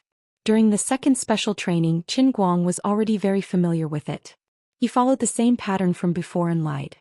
Thanks to his 100 years of acting as a charlatan in the Sea of Time, old Master Guang's acting skills were barely passable. Although he himself felt that this forced act of metaphysics was very out of place, very strange, and he had goosebumps all over his body, but these people, including Old Tan Director D, believed in this. Because it really worked. About an hour later, Qin Guang finished another special training session in the police special training zone. Then, accompanied by his 2 assistants Wu Tong and Xuelin, He decisively ran away with the excuse of mental exhaustion. The three of them sat in Qin Guang's dormitory staring at each other. The atmosphere wasn't right. Qin Guang gave Xuelin many looks, but her brain actually short-circuited and didn't understand Qin Guang's meaning. "Brother Qin Guang, is there sand in your eyes?" Xuelin scratched her head confused. Wu Tong rolled her eyes. "Xuelin, it's not that there's sand in Qin Guang's eyes, it's that there's pebbles in your brain." "Sister Wu Tong, why are you scolding me for no reason?" Xuelin was even more confused. Qin Guang sighed inwardly, reflecting on whether he had treated Xuelin too well. "Little Xue, the weather outside is so good and the scenery isn't bad. Don't you want to go out and take a look?" "How can I? I'm Brother Qin Guang's assistant. What if you need me for something?" Xuelin said stubbornly. Qin Guang turned his face away. "I don't want to chat with a retard like you." He silently gulped, suppressing the urge to beat someone up. Suddenly, there was a change in the police elites undergoing special training. Unfortunately, perhaps because they had too many distracting thoughts, not a single believer appeared. The hundreds of them added up to only a few hundred points of faith. This was to be expected. There were still some differences between the police and the military. Just as he was sighing, there was a sudden movement in the statue. There were 2 more believers who could produce more than 100 per day. That's good. It seemed that his Right Chin International Stunt Academy really had to be put on the agenda. Look at these people, look at these believers. Putting everything else aside, he had only trained less than 2,000 people today, and his production rate had skyrocketed by more than 4,000 points of faith. If he could make use of Old Tan to promote this special training to the entire country, wouldn't he be able to earn a few million faith points every day? How many soldiers and policemen would there be in the country? Wouldn't he be able to earn millions of faith points every day? How spectacular would that be? At the thought of this, he was so excited that his whole body trembled. Suddenly, 2 cold snorts came from the bottom of his heart. It was Luli. Hee. "What are you laughing at?" "It's nothing. You can slowly dream on your own." "Hey, don't just say half of it. Why are you asking so many questions? In any case, you'll naturally know when the time comes, so there's no point in telling you in advance." Lu Li impatiently tossed out a sentence before falling silent. Qin Guang always felt that he had been tricked again, but Lu Li didn't say anything, so he couldn't do anything. "Forget it, I've been injured by Lu Li, so I need to act tough in front of outsiders to recover." Qin Guang put down the cup, coughed lightly and said to Xuelin in a muffled voice, "Xuelin, go out and see which 2 people had an epiphany again." He finally found a suitable reason to send Xuelin away. Xuelin wondered, "This Brother Qin Guang, how did you know?" Qin Guang only smiled mysteriously. "Buddha said it can't be said. Young man, when one day you and I are in the same realm, you will be able to understand the mystery. Right now you are still too weak." "What the hell?" Xuelin scratched her head and walked out, confused. After waiting for a while, he ran back with a strange look on his face. "There are really 2 people who can hit the dart from a distance of 30 to 40 meters. One is a police student and the other is a cook in the kitchen." He was really puzzled. Qin Guang had been sitting in the room from the beginning to the end. How did he know that there were people outside who had an epiphany again? And it was very clear that there were 2 people. This was too metaphysical. Qin Guang nodded as if he had already known it. But in his heart he thought that it would be too much if there were no believers among the hundreds of police officers. Fortunately, there was someone who could take care of it. "Well, your special training will probably start tomorrow afternoon. Now I don't need you as an assistant. Go out and find a quiet place. Sit with your legs crossed, 5 hearts facing the sky, clear your mind and get rid of all distracting thoughts. Go to bed on time at night and continue to meditate when you get up tomorrow morning. Adjust your state of mind and body to the most perfect state. You see, today you and those police students and the soldiers in the special training camp of Shund attended my special darts training class. More or less 5 people benefited from it, but you didn't move forward. Xuelin, you let me down." Qin Guang lectured Xuelin in a righteous manner. Xuelin really blushed and lowered her head in shame. "I let you down, Brother Qin Guang. It doesn't matter. Maybe it's just fate. You go to meditate first." Since he had already pretended to be a fraud, of course he had to go all the way. Qin Guang stood up slowly and waved his hand as if he was giving advice to the country. Xuelin nodded repeatedly and quickly left. As soon as Xuelin left, Qin Guang rushed to lock the door as fast as lightning. He turned back and smiled at Wu Tong like a thief. Wu Tong was amused by his look. Hey, what are you going to do? Qin Guang rubbed his hands and approached Wu Tong with a smile.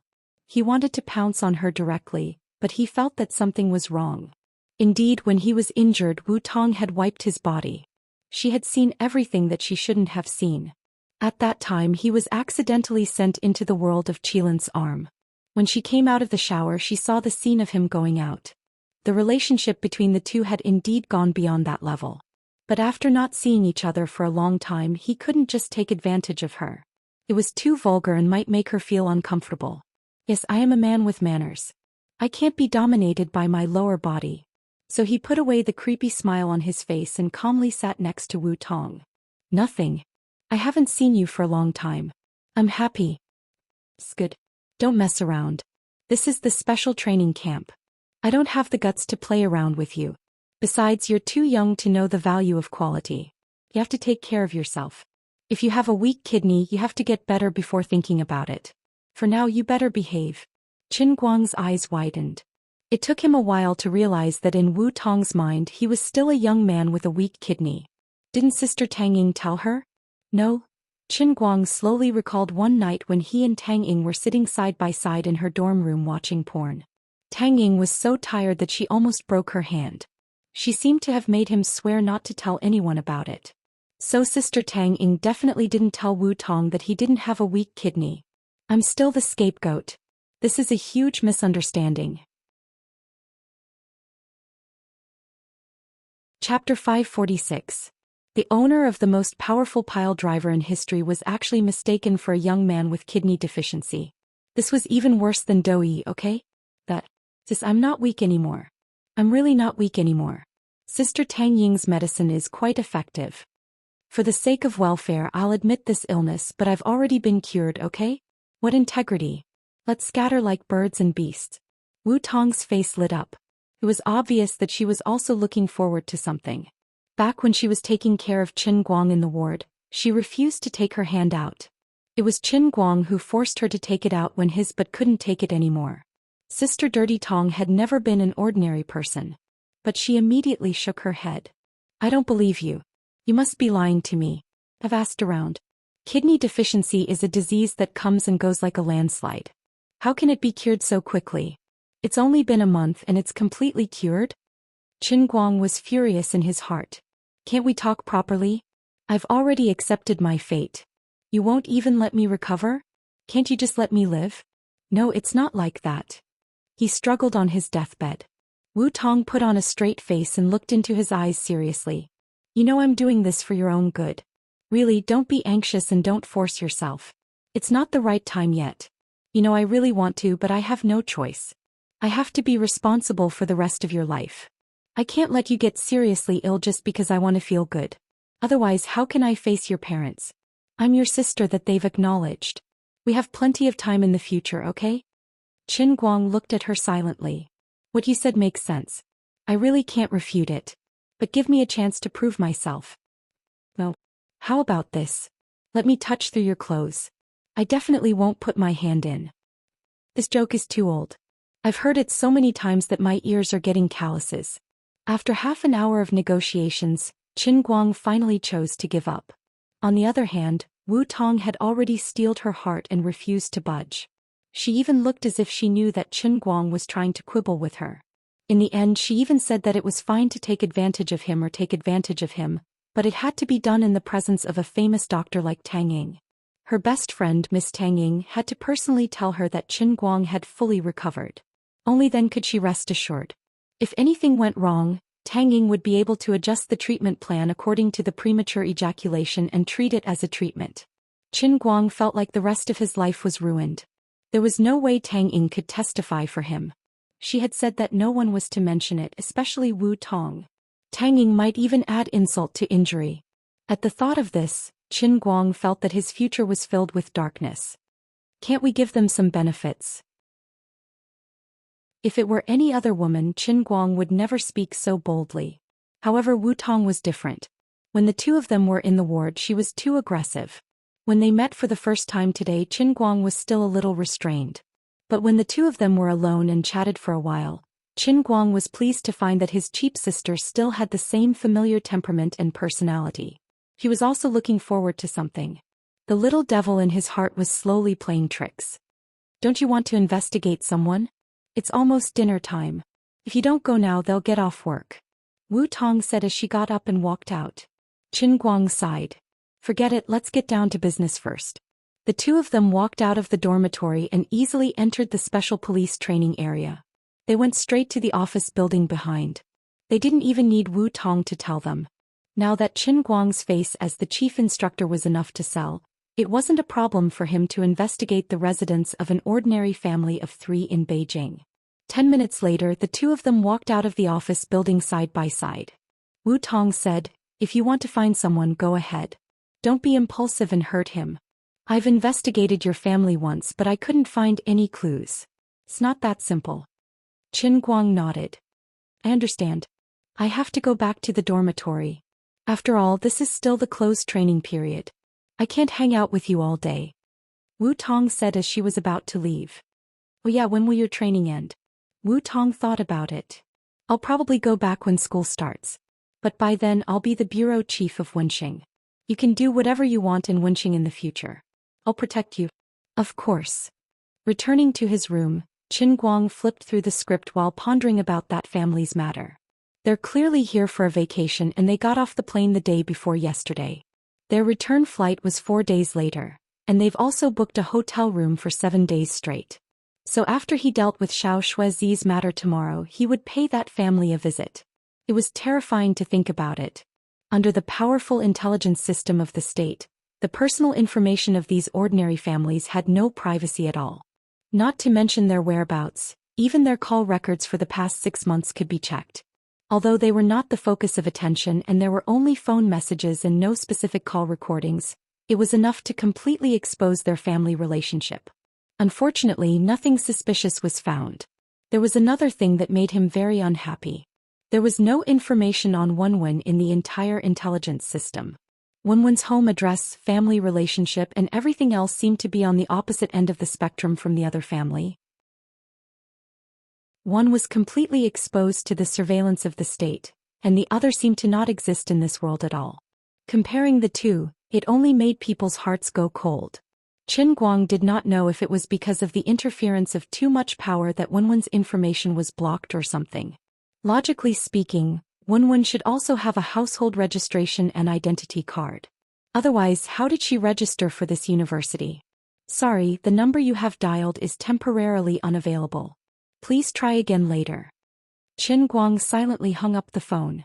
He had heard this voice so many times in the past few days that he could almost recite it by heart.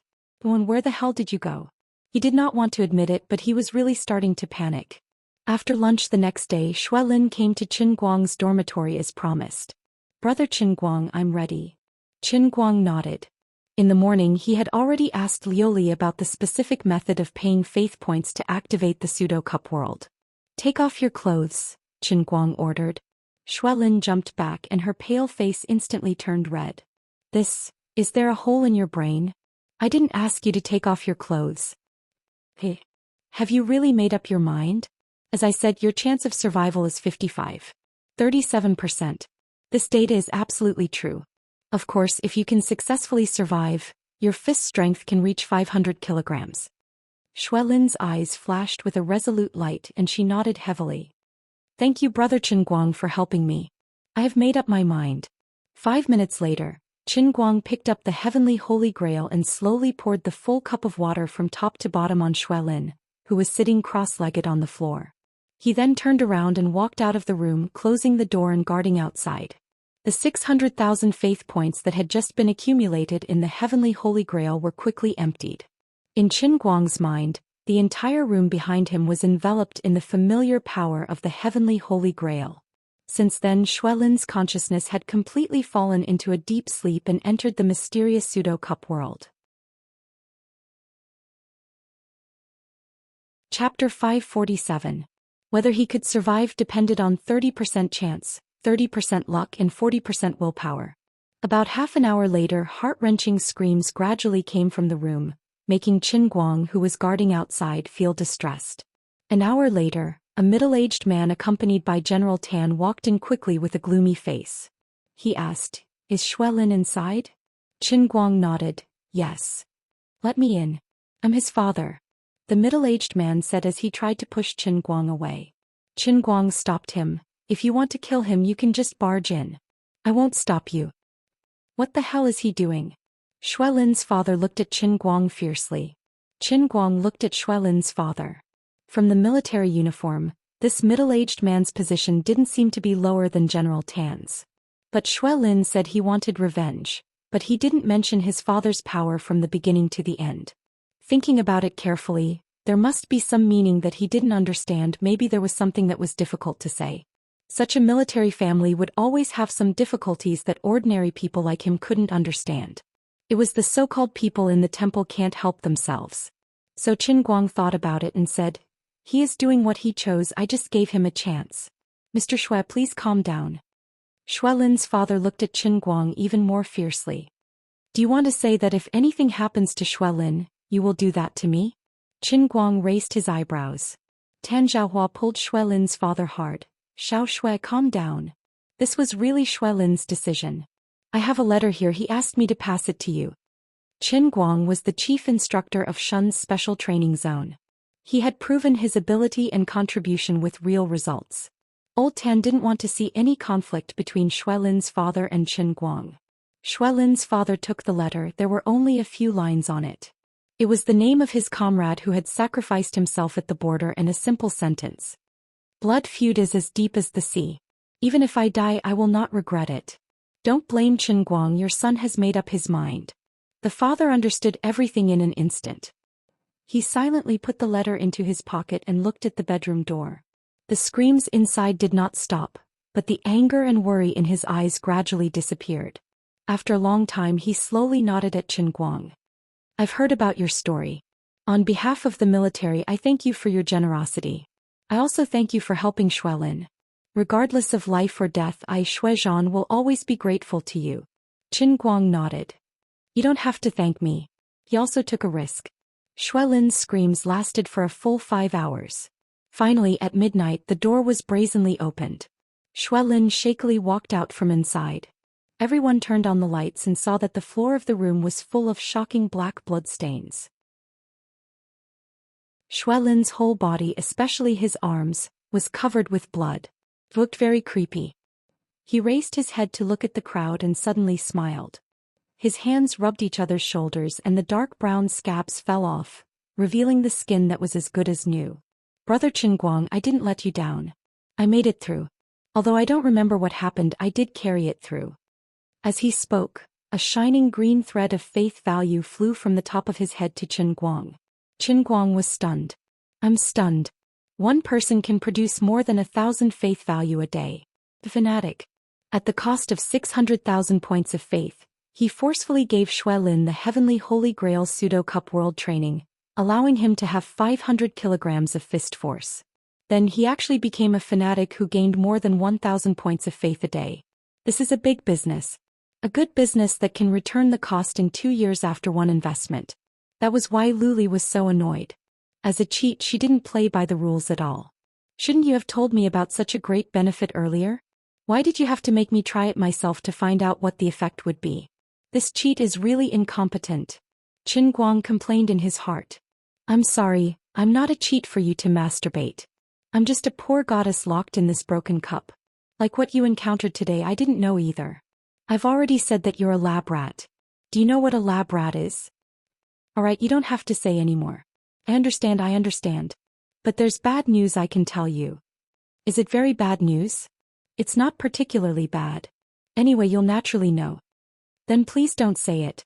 Let me slowly understand it with my heart. Goodbye." While Qin Guang was joking with Luli in his heart, Xuelin ran to the bathroom next door to take a shower. When she came back, she was no longer in her military uniform. Instead, she was wearing a black singlet and casual pants. Xuelin looked at her father timidly but didn't say anything to him. She turned to Qin Guang and said, "Brother Qin Guang, I can already feel the incredible power in my arms. In the future, I owe my life to you. I have to go. If I can come back alive, my life is yours for the rest of my life." If I don't come back, please forgive me. I'm a lowly person who only knows how to accept kindness but can't repay it."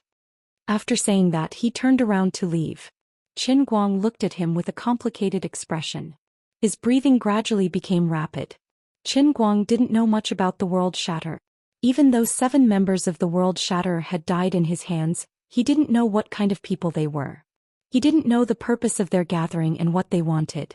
However, from the names Shur 8 and Shur 9, it was clear that they didn't have a particularly high status in the broken world. Otherwise, they wouldn't be nameless and could only use numbers as their code names. However, there was no doubt that Shur 8 and Shur 9 weren't weak. Back then, Qin Guang had also barely defeated Shur 9. However, Xue Lin planned to kill his way into the broken world's headquarters alone. Even though he had extraordinary strength like the shrunken Qilin arm, he was still courting his own death. However, Qin Guang couldn't persuade him. He could only help him this much. The broken world wasn't a bunch of hooligans playing house. They were a powerful assassin organization. When fighting against these people, he had to consider all aspects of military skills. They wouldn't foolishly stand on the spot and fight with their fists. If they could kill you with a gun, they definitely wouldn't use a knife. Even though Qin Guang's fists were strong, he had never learned how to use a gun. His marksmanship wasn't good at all. He didn't even know how to disengage the safety. It was fine if he used a dart to deal with a few people, but to follow Xue Lin to attack the assassin organization's base? That would only be a burden to him. "Xue Lin, stop right there." Xue Zhan shouted. "Do you know what it means for you to leave like this?" "I know." Xue Lin stood at the staircase but didn't turn back. "This is a complete violation of the rules. You are disobeying orders. You will become a stain on our Xue family." Xue Zhan clenched his fists tightly. Xue Lin waved his hand. "Dad, it doesn't matter if it's a stain or a violation of the rules. You know me. You want me to be a coward? I can't obey such an order. Just because of international concerns, I have to swallow my anger when my men die? I don't want to follow this rule either. My brothers died in their hands. It's only right and proper for me to avenge my brothers. Don't worry, I will only do this in my own capacity. I will not cause any trouble to any of you. From now on, I will no longer be a soldier. If necessary, I will no longer be your son. Even if it's like hitting a stone with an egg, I will break a tooth of the world breaker." As soon as he finished speaking, Xue Lin had already trotted down the stairs. Xue Zhan was trembling all over. Tan Zhaohua asked him, "Do you want me to call a few people to stop him?" Xue Zhan shook his head tiredly. "No, it's useless." Looking at his sad father, Qin Guang didn't know what to say. Xue Zhan turned his face, wiped his eyes quietly and said, "Actually, I understand Xue Lin's mood very well. I was like this when I was young. Anyway, I have to thank you, Qin Guang. You seem to have given him a special ability. It shouldn't be worse than those who awakened the dart skill in Shun's special training camp, right?" Qin Guang nodded. "The level is indeed higher. I don't know if Uncle Wu has told you about my fist strength. Now Xue Lin has 2/3 of my fist strength. 500 kilograms. Exactly. That's good, that's good." Xue Zhan sighed with a smile on his face. Originally, he was bound to die, but because of your help, he at least has a chance of survival. I'm really grateful to you. If it weren't for you, he would have gone alone a few days ago. Xue Zhan said very seriously. Qin Guang nodded. "I also know this, otherwise I wouldn't have taught him." Qin Guang didn't know what kind of fate awaited Xue Lin. He just made himself do the right thing at the right time, and worked hard to help a young man who was willing to give up his life for the sake of revenge for his comrades. That night, Qin Guang took a bus from Shun back to Yanjing. He still had his own things to do. The people responsible for driving him were still Qian Ming and He Zi. Unlike when they left, the two of them could be said to be respectful to him. Although Qin Guang was the same as Qian Ming in terms of administrative rank, the title of chief instructor was respected in Shun's special training camp. Qin Guang didn't go back to his hotel. Instead, he asked Qian Ming to send him straight to the hotel where the family was staying. "You guys go back. Instructor Chen, do you need any help?" Qin Guang thought for a moment, then shook his head. "Not for the time being. If there is, I will contact you. Thank you for your kindness." No one could find out the inside story of the case. The public security organ in Lilai County couldn't find out, Wenwen couldn't find out, and even Wu Tong couldn't find out using her special channels. Today, no matter how stupid Chen Guang was, he should know that behind the hot pot poisoning case, there was an 80% to 90% possibility that it was related to an inner strength person. In a sense, this poisoning case was the same as Wenwen's family information. It completely jumped out of the scope of the intelligence of the state apparatus, and belonged to another level. Chen Guang even faintly felt that perhaps all the relevant personnel responsible for investigating this case in Lilai County and even in Xiang City didn't investigate the case at all, but they were covering it up. You can hide it for a while, but you can't hide it forever. From now on, let me personally unveil this dark curtain and see what kind of amazing things are hidden underneath. Striding forward, Chen Guang had a harmless smile on his face, walked into the hotel lobby and slapped the UBS black card on the counter. Please give me a room. Today my lucky number is 7, I prefer 12. Please give me suite 712. Chapter 548. Dad, let's go shopping at Wang Fujing department store tomorrow? Late at night in the room, the young man was happily trying on clothes. He had bought a lot of things this time in Yanjing. He had done well in the college entrance examination, and his family had received a large sum of money, enough for them to spend freely. Ever since he came to Yanjing, he felt that he had transformed from a high school student who only knew how to read books to an adult who lived a life of debauchery. There were only 3 words in his mind: buy, buy, buy. You only know how to buy things all day long. Don't you know how to save money? You'll spend all your money in a short time. What if you want to study abroad? His father seemed a little angry. He looked at the dazzling array of things on the bed and felt a little pained. It was really expensive for young people to buy things these days. Any set of clothes with hooks would cost 2,000 or 3,000. The family had gone to a concert and the tickets had cost 7,000 or 8,000. Thinking of the scene at the concert, his father had a vague premonition in his heart. How did that family's child suddenly soar into the sky? In the past, he seemed to have heard from his son that the celebrity he liked had a boyfriend called Chen Guang. At that time, he didn't think much of it, thinking that it was just someone with the same name. But when he saw that kid standing on the stage and flirting with such a big star, he was really shocked. That kid shouldn't be short of money now, right? Maybe he wouldn't care about a mere 800,000? When the father thought of this, he looked at his son with a slight heartache and sighed. He really didn't know why the Qin family was so lucky. They could still make a comeback despite being so down and out. Fortunately, Qin Guoli was a generous person. Otherwise, his hometown people would not be able to survive in Lilai County. The mother glared at the child's father. Stop talking. It's not easy for us to get this money, but it's all earned by our son. He can spend it however he wants. Don't interfere. Besides, our son is so capable. Even if he wants to study abroad, it will definitely be at the government's expense. We can just pay for his living expenses. It won't be that difficult. The child's mother looked at the high school student kindly and patted his head. It's been hard on you. The high school student chuckled. It's okay. I just couldn't get out of bed for a month. I had a lot of fun playing games these days. Our son is still the best. His grades haven't dropped even after lying at home for so long. The mother was full of praise. All right, stop praising him. It's getting late. Go to sleep, the child's father ordered. Mom, do we close the windows at night? Although the air conditioner is on, it still feels stuffy. The high school student asked. Don't turn it off. It's more comfortable if it's on. Anyway, we've already paid for the room. Their central air conditioner doesn't consume electricity anyway, the child's mother said casually. The high school student nodded and happily returned to the room next to the suite. The couple lay on the bed in silence for a while. The man suddenly said, I don't know why, but I'm afraid that Qin Guang will come looking for trouble with us.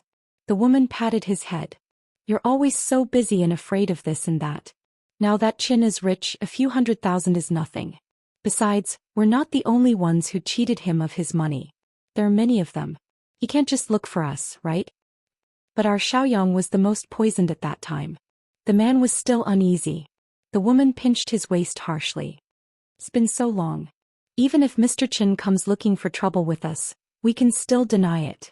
What's wrong with not letting him recover after being poisoned? What can he do to us? Besides, I don't even know how this happened. It was our Xiaoyang's leg that inexplicably shrunk, and then inexplicably recovered. Let me tell you, those businessmen are all heartless. It must be Qin Guoli who bought the poisonous mushrooms. Actually, it's not like that. You shut up. Would it kill you to speak less? Sleep. I don't care what happens, I just want to sleep now, I'm so sleepy. It's already over. Don't tell me you want me to spit out the money? It was late at night and the woman gradually closed her eyes. The man was lying on the bed looking out the window with his head tilted. He looked at the night sky outside through the window and thought silently, why can't I see stars in the sky of Yanjing? The man's eyelids gradually sank. They had strolled around Badaling during the day and bought a lot of things. His family was indeed exhausted. Suite 714 fell into silence. 5 hours later at 5 o'clock in the morning, Qin Guang pushed open the door of Suite 712 next door. The young man who had just graduated had a good sleep. Even in his dreams he was looking forward to the big shopping tomorrow. Tomorrow he would be able to buy the DSLR that he had been eyeing for a long time.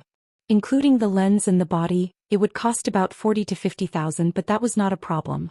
When he entered university with his photography and post-production skills as well as the DSLR, it would be very easy for him to sneak into the cosplay club. When that time came he would really be happy just thinking about it. With his family's income, normally they would not allow him to squander like this, but that 1 month of effort was worth it. Just as he was fantasizing about that scene in his dreams, drooling all over his pillow and smiling so hard that his face was almost crooked, his whole body turned cold. In his dreams he suddenly fell from heaven on earth into a bone-chilling cold pond. His whole body quivered and the young man slowly opened his sleepy eyes. I had a nightmare? What happened? The lights in the room had been turned on at some point. At 5:30 in the morning his brain was still a little groggy, and the blurry figure in front of him gradually became clear. When he finally saw the person standing next to his bed he rubbed his eyes thinking that he was seeing things. Qin Guang. Qin Guang casually threw the basin on the floor. You know me. The young man seemed a little surprised. He thought he was dreaming. How could the Qin Guang in this dream still speak? He pinched his thigh again. You are not dreaming, you are already awake. Qin Guang's face completely collapsed in an instant. I have a lot of questions to ask you, and I am not in the mood to dawdle with you. The young man's mouth gradually opened wider and wider, as if he was about to scream. In the next second his neck was violently grabbed and his whole body was lifted up easily, and he was pressed against the wall, unable to move. Seeing that he still wanted to scream, Qin Guang grabbed a pillow with his right hand and covered his face forcefully. The young man could only make muffled sounds. If you don't want to die, you'd better behave yourself. I have a lot of questions and you'd better cooperate with me. Otherwise, I will directly throw you out of the window. At most, tomorrow's news will be a high school student committing suicide by jumping off a building because of a broken-up relationship. These words, of course, were only said by Qin Guang to threaten the young man, but he knew that the young man would definitely believe him. The young man gradually stopped struggling. When Qin Guang put down the pillow his eyes were full of fear, but he really did not try to call for help. He only twisted his neck in pain and softly and hoarsely said, Qin Guang, don't be like this. Ask me anything, I will tell you everything. When he spoke his whole body was trembling. Qin Guang frowned. This young man was more cooperative than expected, which was not good news. The more cooperative he was, the more it meant that he knew less. Casually throwing him on the ground, Qin Guang crossed his hands. My family's 800,000 yuan, are you happy with it? It's not like that. All right, this question is meaningless. I just want to ask you, what's going on with your leg? Tell me everything you know in full detail. 10 minutes later, Qin Guang looked at the young man with a slightly distressed look. From the young man's frightened eyes he could not see any signs of lying. Could it be that this young man really didn't know anything? After the hot pot poisoning case his leg muscle inexplicably atrophied and after a month, it inexplicably recovered? This was a human's leg, not a balloon that could be deflated and inflated by blowing on. Xiang, what are you doing? Go to sleep early in the morning. Why are you turning on the lights? At this moment, there was a knock on the door and a middle-aged man's voice came from outside. The high school student's face changed and just as he was about to open his mouth to shout, Qin Guang glared at him fiercely, telling him to cover his mouth and not make a sound. Immediately, Qin Guang opened the door and with lightning speed, stretched out his hand and grabbed the middle-aged man outside by the neck. Since you're here, it's just right. Qin Guang. As soon as the middle-aged man saw Chen Guang, he panicked and whispered in a low voice. This man has a guilty conscience. Chen Guang looked at the man's flickering eyes with surprise, but also a hint of relief as expected. Chen Guang was already certain in his heart. It was right to take the initiative to find this family. As the head of the family, these things should be decided by him, and he knew more. Smee. You should know why I'm here. I'm not in a good mood right now, so you better not try to hide it from me. Chen Guang was already tired of the muddy water. He grabbed the young man called Xiaoyang's ankle with one hand, and stuffed half of his body out of the window. This was the 7th floor. If he fell from here, there was no other possibility other than being minced meat. Chen Guang turned his head to look at the father. Since you've done it, you have to be mentally prepared to bear the consequences. You should have known that there would be such a day. The father's face instantly turned pale and his lips trembled. In fact, when he watched the Qin family rise again, he was worried that they would settle the score after the fall. But he did not expect that it would be Chen Guang who would personally take action, and it was so sudden, and he did not expect that Chen Guang would hate them so much. If he went through the normal legal channels, his family would really be able to get away with it and refuse to admit to it, but they could not stand against him not following the rules and personally taking someone's life. Although the Qin family had a good reputation in Lilai County, and Chen Guang's father knew that Chen Guang might be bluffing, he didn't dare to gamble. After all, this was his son's life. Half of his body was hanging outside, but Xiaoyang did not even dare to call for help. He was very regretful. His family must have been noticed by Chen Guang after watching the concert. Otherwise, how could he have come at such a coincidental time? If he had known earlier, he would not have gone to the concert. Unfortunately, there was no medicine for regret in this world. The middle-aged man knelt on the ground with a plop. Chen Guang, I beg you, don't hurt Xiaoyang. I can return the money to you, please. Chen Guang shook his head. Do you think I care about this bit of money? Stop joking. This is your last chance. Don't play the fool with me. Usually he was easygoing, funny, witty, and silly. People could joke with him as they pleased, as long as they did not humiliate his family or take advantage of him. He would not easily get angry with others. However, today was different. Thinking of what had happened to his family over the past year, he was on the verge of exploding at any time. Okay, I'll talk. Can I talk? Chapter 549. Unexpectedly, the interrogation time for this man was even shorter than that of the high school student. In less than 5 minutes, Chen Guang carried his backpack and left the hotel. The man quickly explained the ins and outs of the matter. It turned out that when the incident happened at the hot pot restaurant a year ago, the family's son actually did not have any major problems. He was only weak for 2 days, but he slowly recovered after resting at home.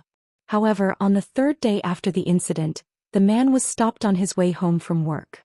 At that time, the man touched the back of his neck and lost consciousness. When he came back to his senses, he was already dragged to a remote mountain. The man threw him 2 bottles and told him one thing. When he went back, he was to mix the contents of one of the bottles with water and let his son drink it. Don't be surprised if anything happens in this month. After a month, he was to mix the contents of the other bottle with water and let his son drink it. His son would be able to recover to his original state. At first, of course, the father refused. Who knew what the man wanted his son to drink? However, at that time, the man wrapped in black cloth broke a tree as thick as a bowl with a backhand slap in front of him. It wasn't a simple fall, but a complete break in the middle. The man also said, "Whatever I tell you to do, you must do it honestly. Otherwise, the next time you are dragged here, I will dig a hole and bury your whole family." The other party's threat was straightforward and effective. This honest man was not a daring person. What happened next was naturally the atrophy of his son's leg muscles. Under the hint of the man in black, he went to the Qin family, which was already in a terrible state, to cause trouble. Anyway, the court had already sentenced a lot of money. When Qin Guoli saw the family's son's legs, he was too lazy to appeal. 800,000 it was. Anyway, there was no need to worry about the debt. The man did not know the identity of the man in black. The man also had no idea what his son was eating. Obviously, this family was just a tool used by someone else. However, Chen Guang already had an idea. To be able to break a tree trunk as thick as a bowl with one slap, there was no other candidate other than an inner strength user. However, the thing that the young man ate was too magical. His legs were so sick, but he said it would be fine. This was completely unreasonable. What could it be? Qin Guang couldn't figure it out no matter how he thought about it. He asked Lioli, but Lioli only scolded him. Did he really think that she knew everything and knew everything? Qin Guang was depressed. He could only let his imagination run wild. Why would a person who knew internal strength find trouble with his family for no reason? Why would he go through so much trouble to save the country and use such a family to make things difficult for his family? He even felt that apart from this family of 3, the other compensation awarded by the court as well as the poisoning of the hundreds of people in the shop were most likely related to this man in black. He sat on the bench in the Yanjing City Park until the sky was bright, until the sun rose and there were drops of dew on the tip of his nose, but he still did not understand the reason behind it. Could it be because of my relationship with Wenwen? Wenwen's betrothed fiancé doesn't like me? It can't be so ridiculous. Besides, with Wenwen's personality, if she really got involved with me and brought me such trouble, she wouldn't be indifferent and wouldn't tell me. Moreover, with the strength and means of people like Wenwen, if they really had such a huge grudge, they could have easily and neatly killed their entire family. Why would they need to go through so much trouble? Wasn't poisoning and framing people like taking off their pants to hit a fart? The more he thought about it, the more question marks appeared in his mind.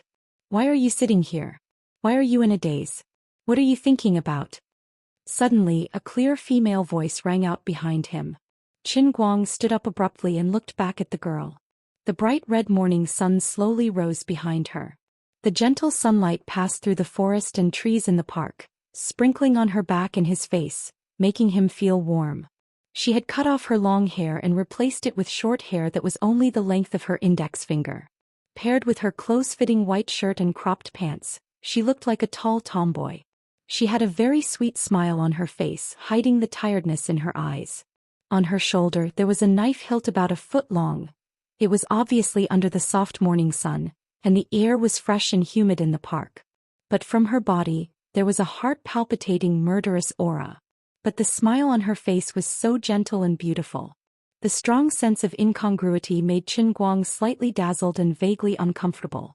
But in his heart he let out a long sigh of relief and felt lost. It was Wenwen. They hadn't seen each other for more than a month, but it seemed like years. He had known her for 3 years. In the past he was used to her calling him and leaving him at her beck and call. He was like a fool who became the campus belle's best friend. He had to bear all kinds of criticism and comments when he walked with her in school. But this was not important.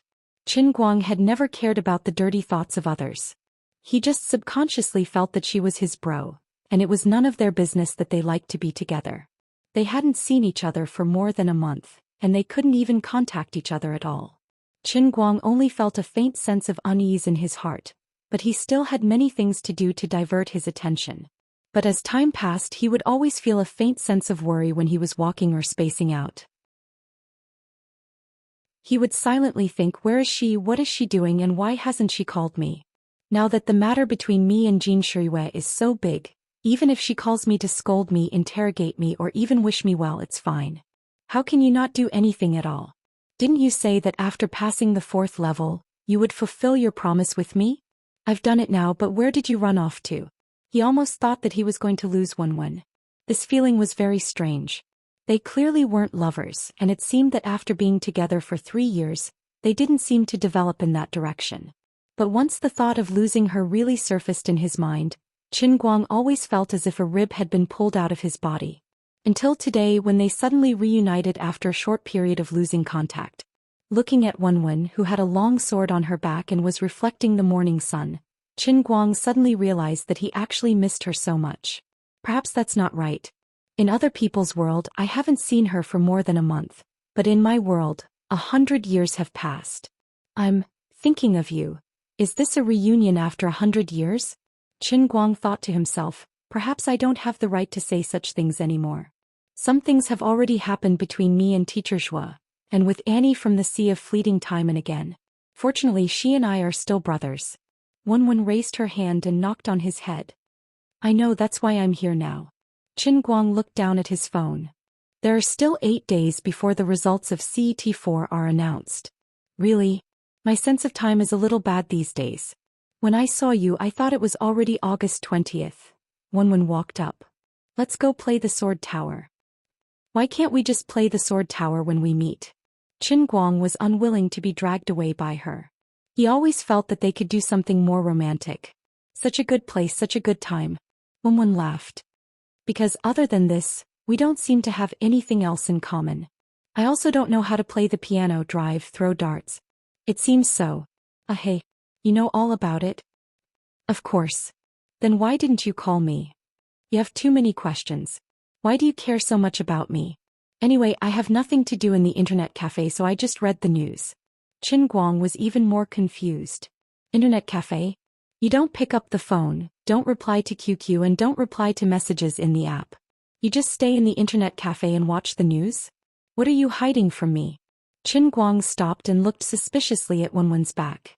Indeed, it was a long sword with a hilt of 1 foot and a blade of 1.5 meters long. There was a faint smell of blood in the air. It seemed to be coming from her sword, but it seemed like an illusion. He sniffed carefully but couldn't smell anything. It was extremely strange. If you ask again, I'm leaving. Wenwen turned her head and looked at him with a straight face. Even though she had short hair, even though she looked like a tomboy, her extremely exquisite facial features were still as beautiful as a creation from heaven under the reflection of the rising sun. It was breathtaking. I won't ask any more. Qin Guang shook his head helplessly. Wenwen grinned. That's good. Oh yes, it's my turn to ask you something. What is it? Just say it. Between me and your Jin Shuiwei, who is prettier? Nonsense, you've never compared who is prettier with anyone in the past, okay? Why would a tomboy compare who is prettier with a woman? Besides, Jin Shuiwei and I are not in that kind of relationship. That was an act, really. I want to be a lady today, can't I? Yes, you can. Then let me ask you, who is prettier? Really? More real than gold and silver. I'm happy. You've become a good mother. I'm not used to it. The shadows of the two of them stretched out under the sunlight and gradually disappeared into the distance. Qin Guang had no idea how Wenwen found him, but she refused to say when he asked. Qin Guang also felt that there was something wrong with her, but she still refused to say it. Who would believe that the Gokyo University's heartthrob Wenwen had a rare reunion with her best friend, the nation's Prince Charming Qin Guang, thousands of kilometers away in Beijing, and actually went to a small internet cafe in the suburbs to sit. When she was applying for an internet card, she took out her ID card from her bag. Qin Guang, who was wearing a mask, glanced at her and vaguely saw a thick stack of cards with the same color as her ID card. All of them are ID cards? He was even more confused. He silently took out one of his privileges as the chief instructor of Shun's special training zone. A fake ID card to apply for an internet card. He didn't hide his doubts for long as he quickly threw himself into the intense and exciting rehearsal. In fact, Qin Guang was also speechless. I'm a famous person and you're a goddess. It's rare for us to meet, but instead of doing something important, you actually went to sit in an internet cafe. There's no mood at all. If word got out, wouldn't we become the laughing stock of 10,000 people? But he was ultimately modest and upright. When the game really started, he was still unable to extricate himself from the team battle. After a long time, the national server's heavenly ladder was once again stirred up a storm of carnage by the killer couple. It was a day that all the high-level players didn't want to think about. The first god 10,000 and the other famous ID of the Chinese server had reappeared after disappearing for a long time. The two of them had swept through all the black shops and the field was littered with corpses. The long-awaited feeling of fighting side by side with them lingered in Qin Guang's heart. He simply put aside all kinds of weird thoughts and put his heart and soul into the game. For the whole day, the two of them only played the dominant lane. It was either Qin Guang supporting Wenwen to carry, or Wenwen supporting Qin Guang to carry. There were a few times when Qin Guang wanted to switch to the mid lane, but Wenwen wouldn't allow it and forced him to play the dominant lane. All right. You have the biggest breast, so you decide. Do you want to touch it? You can pass level 4, right? Of course I can. Let me tell you my current English. All right. I know you're good. How about I let you take advantage of me tonight? Wenwen chuckled and shrugged her chest, her face full of mischief. Qin Guang squinted at her, swallowed hard and looked at his watch. It's already night. Get lost. It's only 4:30 in the afternoon. Is that so? My watch is a little fast.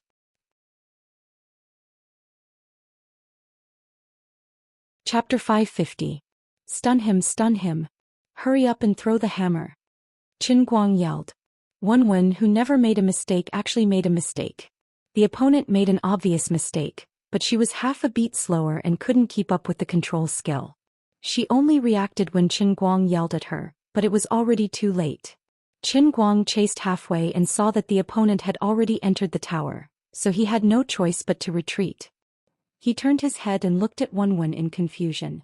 However, Wenwen stared at the screen without blinking. Don't turn your head, the crown will fall. Level game, serious Dota. Qin Guang didn't look at her anymore and turned his head to continue cutting wood. Actually, Wenwen was distracted.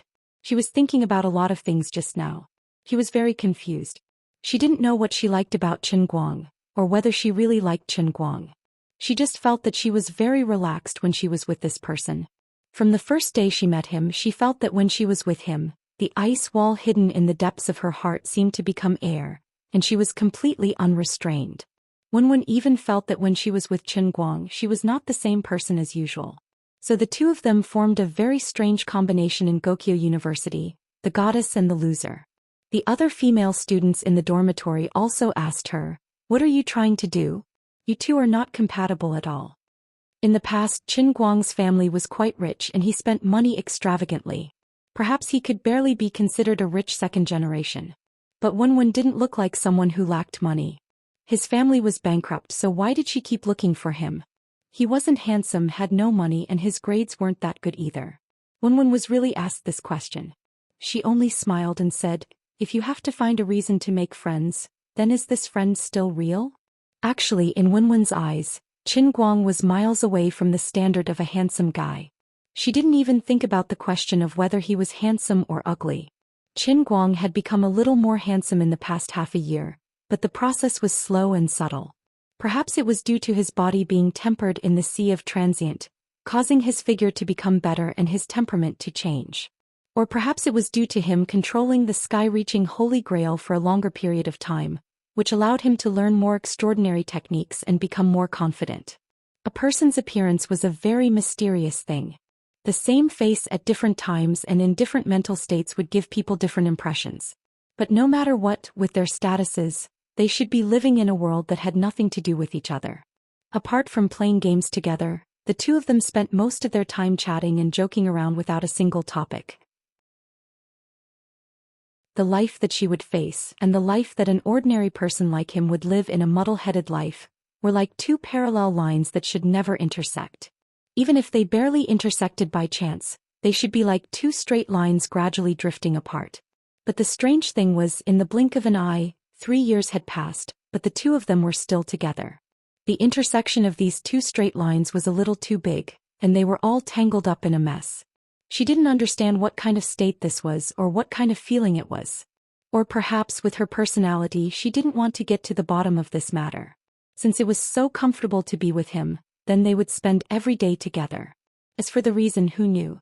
This time, Wenwen originally thought that she would have to part ways with him forever.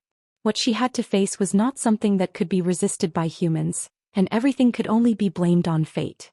But when she wandered aimlessly outside the park, she didn't know where her heart was calling from. It seemed that there was a voice and power in the dark that led her into the park, and then she saw him. Qin Guang didn't know how long Wenwen had been standing behind him, and what kind of struggle she had gone through in her heart. In the end, she put on an expression that said, "What a coincidence, why did I bump into you here?" and greeted Qin Guang. Then Qin Guang immediately accepted this inexplicable encounter with greater nerves.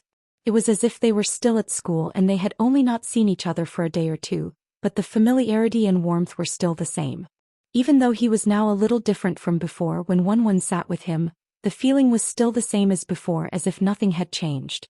Wenwen's mind recalled that when she teased Qin Guang before, he looked absent-minded. This guy was still not serious. Anyway, there was no better choice. Why not let him have it? Otherwise, there would be no more opportunities in the future, right? Wenwen gently rubbed her stomach. Waves of burning pain were gradually surging inside, and she didn't have much time left. On the other side, Qin Guang shouted again, "Big sister, you don't look right today. You look like an amateur." Wenwen pushed the keyboard, stood up and said, "A little amateur. Let's call it a day. Let's go." Even if you beat him to death, Qin Guang would never have thought that last night, when he was still thinking about where Wenwen was hiding, a whole day had passed in the blink of an eye. He had actually gone to a small hotel in the suburbs with her, and she didn't even need an ID card. What the hell is wrong with this world? Am I dreaming? He didn't come back to his senses until Wenwen went to take a shower and the sound of running water came from the bathroom. Qin Guang patted his face and held the heavenly holy grail in a daze. Felt so strange. Oh right, he had been particularly concerned about the knife on her back since this morning. It was just that she had been carrying it on her back and hadn't taken it off. She should be able to see the knife after taking a shower, right? Qin Guang jumped up and picked up the 1.8-meter-long narrow knife from the chair beside the bed. He remembered that when the two of them went to the internet cafe, Wenwen had tricked the boss into saying that this was a cosplay prop. The boss didn't quite believe her, and he didn't say anything when he paid 2,000 yuan for it on the spot. He weighed it in his hand. The saber didn't look thick, but it weighed at least 40 kilograms. He pinched the pitch-black handle with one hand, but he couldn't tell what material it was made of. It looked a little like wood, but there was a metallic coldness to it. Clang. With a light pull, the blade was revealed. Qin Guang's pupils shrank in an instant. He had indeed smelled blood for a short while before, but Wenwen seemed to have pressed the handle down a little so the smell didn't come out again. But at this time he had only pulled the knife out about a foot, and he could vaguely see that there were very small dried blood stains on the shiny blade. It seemed that she had wiped it in a hurry and didn't take care of it properly. The sharp edge of the knife glowed under the light. Qin Guang touched it lightly with his fingertip. He didn't even slide it. When he picked it up to take a look, the cuticle on his finger had already cracked. What a sharp knife. What happened to her body? Why would she carry such a domineering long knife stained with blood? This wasn't a decorative toy but a real killing weapon. Wenwen was a person who loved cleanliness very much. She had actually left a trace of blood on the blade. This was too abnormal. He was too stubborn. Even when she encountered such a big problem, she still hid it. No, even if she told me, I don't seem to be of much help now, right? He also felt dull. Wenwen didn't tell me, and it seemed that she was trying to protect him. Putting the knife back on the chair, Qin Guang sat on the edge of the bed in boredom. He listened to the sound of Wenwen taking a shower in the bathroom and then looked at the knife again. But there was not the slightest romantic feeling in his heart. All he could not get rid of was worry. After waiting for a long time, Wenwen finally changed into a set of pajamas and walked out. Her face had a strange redness. She looked at Qin Guang with shy but bold eyes. She gently pulled the collar of her nightgown and said, "Are you looking forward to it?" Looking at Wenwen's collar that was getting wider and wider, and the skin of her chest was slowly exposed in front of him, Qin Guang's throat was a little dry. He swallowed lightly and said dryly, "But the more it was like this, the more he felt that something was wrong. Her body was too red." Not only her face was red, but her neck was also red. Even the skin at the edge of her chest that was gradually exposed was red. Wenwen didn't give him too much time to think. She sat down beside him and grabbed his hand. "You're a tough woman. Since I said I'd give you benefits if you can pass level 4, I won't go back on my word. Come on." As she said that, she raised her head and closed her eyes. She grabbed Qin Guang's hand and slowly stretched it into her collar. Every part of her body was trembling and her eyelashes were closed slightly. She looked nervous and expectant. But Qin Guang suddenly stood up and broke away from her hand. "Enough." Wenwen opened her eyes blankly. "What's wrong? Don't you want it very much?" Qin Guang waved his arms angrily. "I want it, but not in this kind of situation. I just want to know what happened to you now. I'm not thinking about it at all. I'm not in the mood now. Completely. No." As he said that, Qin Guang got up and walked to the chair. He grabbed the long knife.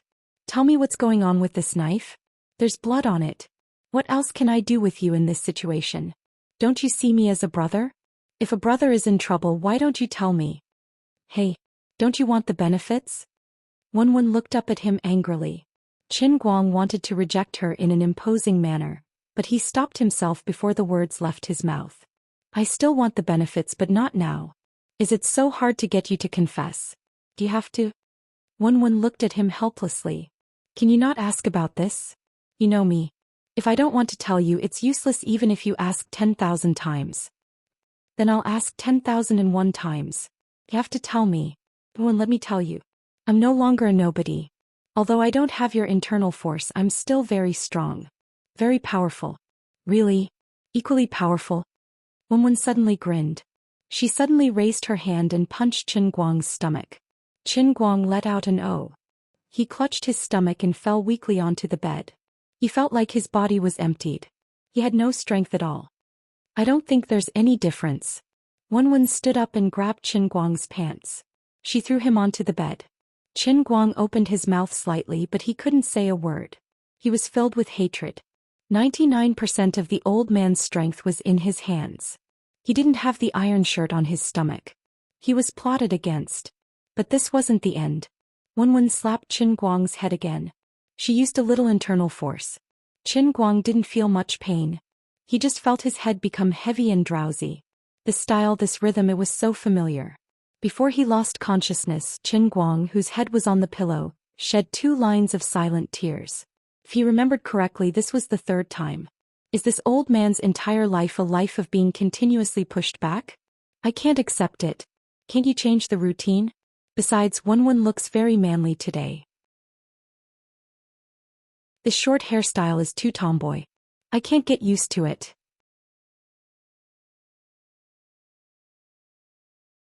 Chapter 551. Sister Lioli, when do you think I can grow flower petals again? I'm so anxious. Lu Minghua, who only had half a stubble left, wriggled her body in vain in the small wooden house. Not to mention flower petals, she didn't even have a single leaf on her body. Lioli was typing on the computer with her forehead full of sweat. In this emperor's humble opinion, it's probably about 1,000 or 8 million years. Lu Minghua let out a buzzing cry. I can't accept this. It's all that useless Qin Guang's fault. Sister Lioli, you should control him. He wasn't putting in enough effort. Why is my life so bitter? Lioli rolled her eyes at her. You're blaming me? It's all your own fault for coming along with his god's wrath. Lu Minghua continued buzzing. But I didn't let him step on me and break me. This is all fate. Even gods have to accept their fate. Sister Lioli. Quick, look at that statue. At this moment, Lu Minghua suddenly cried out in shock. Lioli threw down the mouse impatiently. Little Lu, I'm busy with work. Don't disturb me, okay? It's not like this. The statue of that scumbag Qin Guang is shrinking. It's all shrinking. Quick look. Lioli's expression changed greatly. She flew up from the computer chair and flew straight to the city walls of Feiyun City. Floating in the air, she saw Qin Guang's alto statue, dart statue, and the Dota champion's shield. All these statues that took a lot of effort to obtain were like cotton that had been stripped of water. They shrunk at a speed visible to the naked eye. She panicked. Oh my God, what's going on? Lioli landed on the platform where Ding Ding's statue was. Forget it, this thing is so small that it can be ignored. She immediately went to the side of the Qilin's statue and reached out to touch it. After a short while, her expression changed greatly. What the hell, this isn't condensing. It's really disappearing. What's going on? It's like someone is absorbing this statue. If that guy sees this, he'll probably go crazy, right? Sister Lioli, look at what he's doing outside. I've already said that his idea isn't reliable. The Holy Grail is just an unlucky toy that he came up with when he went mad. It's just a half-finished product. Why are you going crazy with him? Why don't we just stay in the endless god realm and live happily as gods? Dear Cry began to complain again. Luli didn't respond to her. Instead, she released her true body of the divine emperor and looked up at the void above the sea of clouds. Her eyes, which were filled with divine power, seemed to be able to penetrate the barrier. However, after a long while, she had no choice but to withdraw her true form. She sat down on the cloud platform and watched helplessly as the Kirin arm god statue, which was originally over 2,000 feet tall, became smaller and smaller until it completely disappeared. The Holy Grail has sealed off my senses. I don't know what's happening outside. Scam. All of you are scammers. He was a scammer. You're also a scammer. Dear Cry continued to complain. Really was a little depressed. I feel that I'm really not a competent god emperor. When he comes in, he will definitely explode in anger, right? These idols are hard to come by. Then what's there to worry about? You can just beat him up and he'll feel better. Anyway, he'll believe whatever you say now. He's even cuter and more naive than you. Liuli's eyes lit up again. Say that's true. I just don't know when he'll be able to walk through the 3,000 worlds and let us out. About another 1,000 to 80 billion years? Opening his eyes in a daze, Qin Guang felt that his entire body was aching. His body was bare and a breeze blew in from the window making him feel cold. His head was groggy and everything he saw was spinning. When he touched his head, there was a bump on the east side and a swollen one on the west side. It seemed that after he fainted he had even patched her up a few times. Are you crazy? I've already fainted, yet you still hit my head. It seems that this bed has become shorter than before. Struggling to get up slowly, he looked around and saw that this huge room was in a mess. The bed frame had become shorter out of nowhere, as if the bed's legs were broken. In addition, the bedsheets were gone, taken away by someone, and he was directly lying on the cotton wadding. Everything related to Wenwen in the room was gone, and of course she was also gone. She had left the room and no one knew where she went. Does this mean that after I forced her to sleep with me she ran away? What is this? The generation's prophet, the dignified brother Guang, was actually irresponsibly abandoned after sleeping with someone. Shouldn't you have prepared a pot of bird's nest porridge for me to nourish my body? You've left me feeling very hurt by leaving after you've eaten your fill. He quickly got up, put on his clothes and took out his phone to call Wenwen. As expected, it was still the number you dialed, but the phone was turned off and he couldn't get through.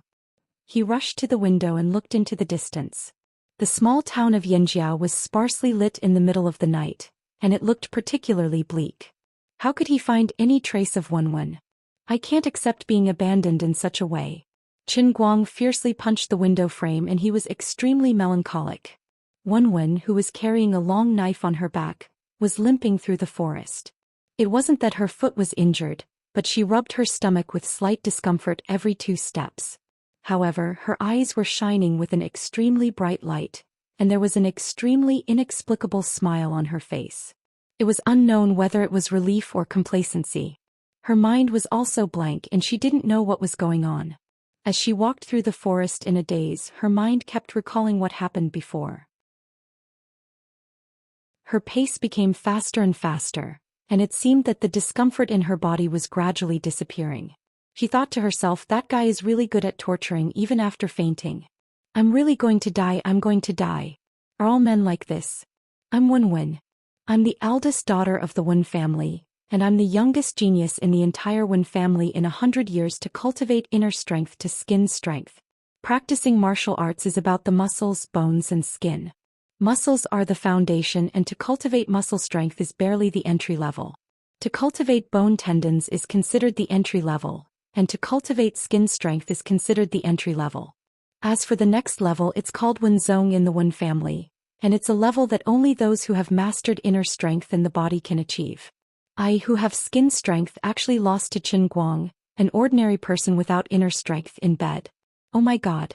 If I didn't rely on my inner strength and use all my skills to fight with him, I would really be defeated. I originally planned to get up and leave immediately after dealing with this guy, but in the end I forced myself to lie next to him for an hour before I reluctantly got up and ran away. In the middle, in order to prevent him from waking up, I had to stab his head every time he made a noise. This guy's head is almost like a Buddha's pineapple head now, right? I really don't understand why, I simply can't figure it out. There's no reason. Where's the bed? That little rundown-in's lady boss will scold him to death, right? This silly guy, I've let you take advantage of me so I don't feel guilty letting you get scolded. Suddenly, Wenwen stopped and there was a numbing soreness in her lower abdomen. She stretched out her hand to hold on to the tree trunk next to her, and her face flashed with a touch of red. This bad guy, is this a bench drill or what?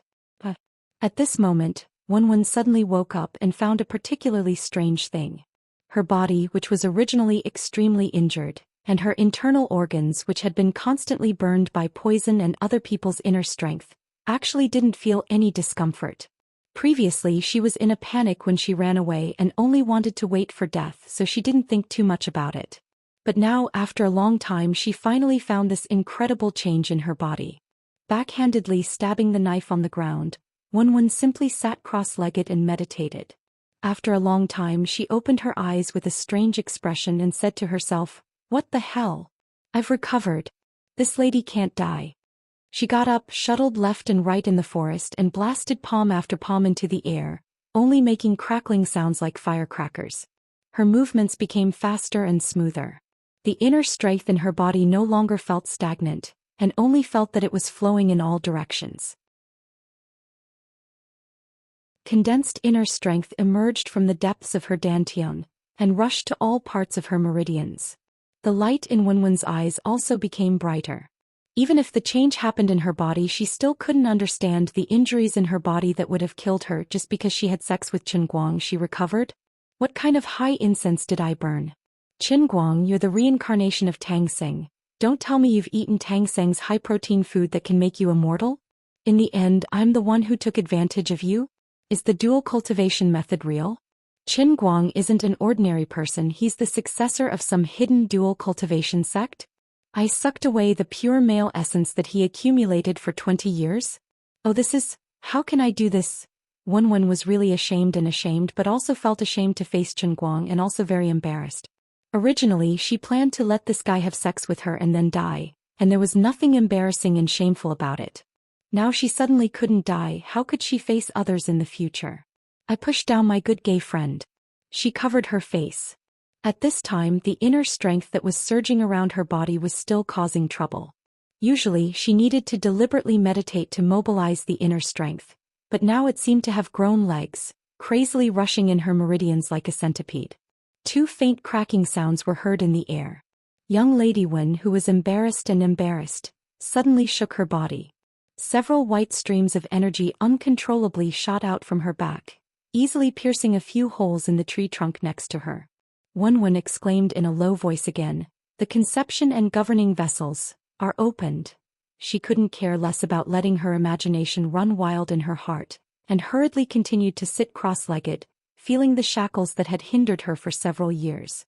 When the two barriers of the conception and governing vessels were inexplicably broken, she felt a painful and comfortable feeling in her body, and her expression was complicated. When she opened her eyes again, it was already bright outside. As Wenwen got up, a strong wind inexplicably rolled up from her body, blowing the leaves around her randomly. Not bad, she finally broke through the shackles of muscles, bones and skin, and set foot on the highest realm of the Wen family's martial arts, Wenzhong. Looking at the whole ancient martial arts world, now as the master of the Wen family's martial arts, Wenzhong of the generation, she was also a first-class top expert. In the entire history of the Wen family, there was only one master of Wenzhong every 1 or 200 years. But there was another thing that made Wenwen's expression strange. The inner strength in her dantian was inexplicably divided into 7 groups, arranged in the shape of 7 stars. In the records of the Wen family's martial arts, no one had ever mentioned that Wenzhong's inner strength could be divided into 7 groups.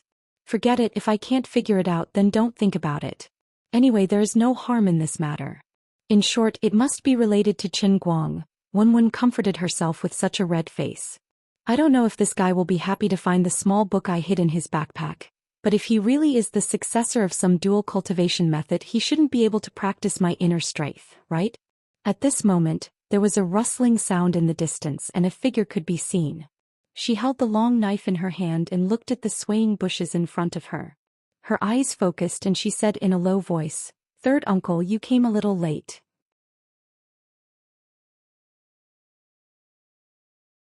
Chapter 552. Fortunately, I'm not too late. I can send you on your way.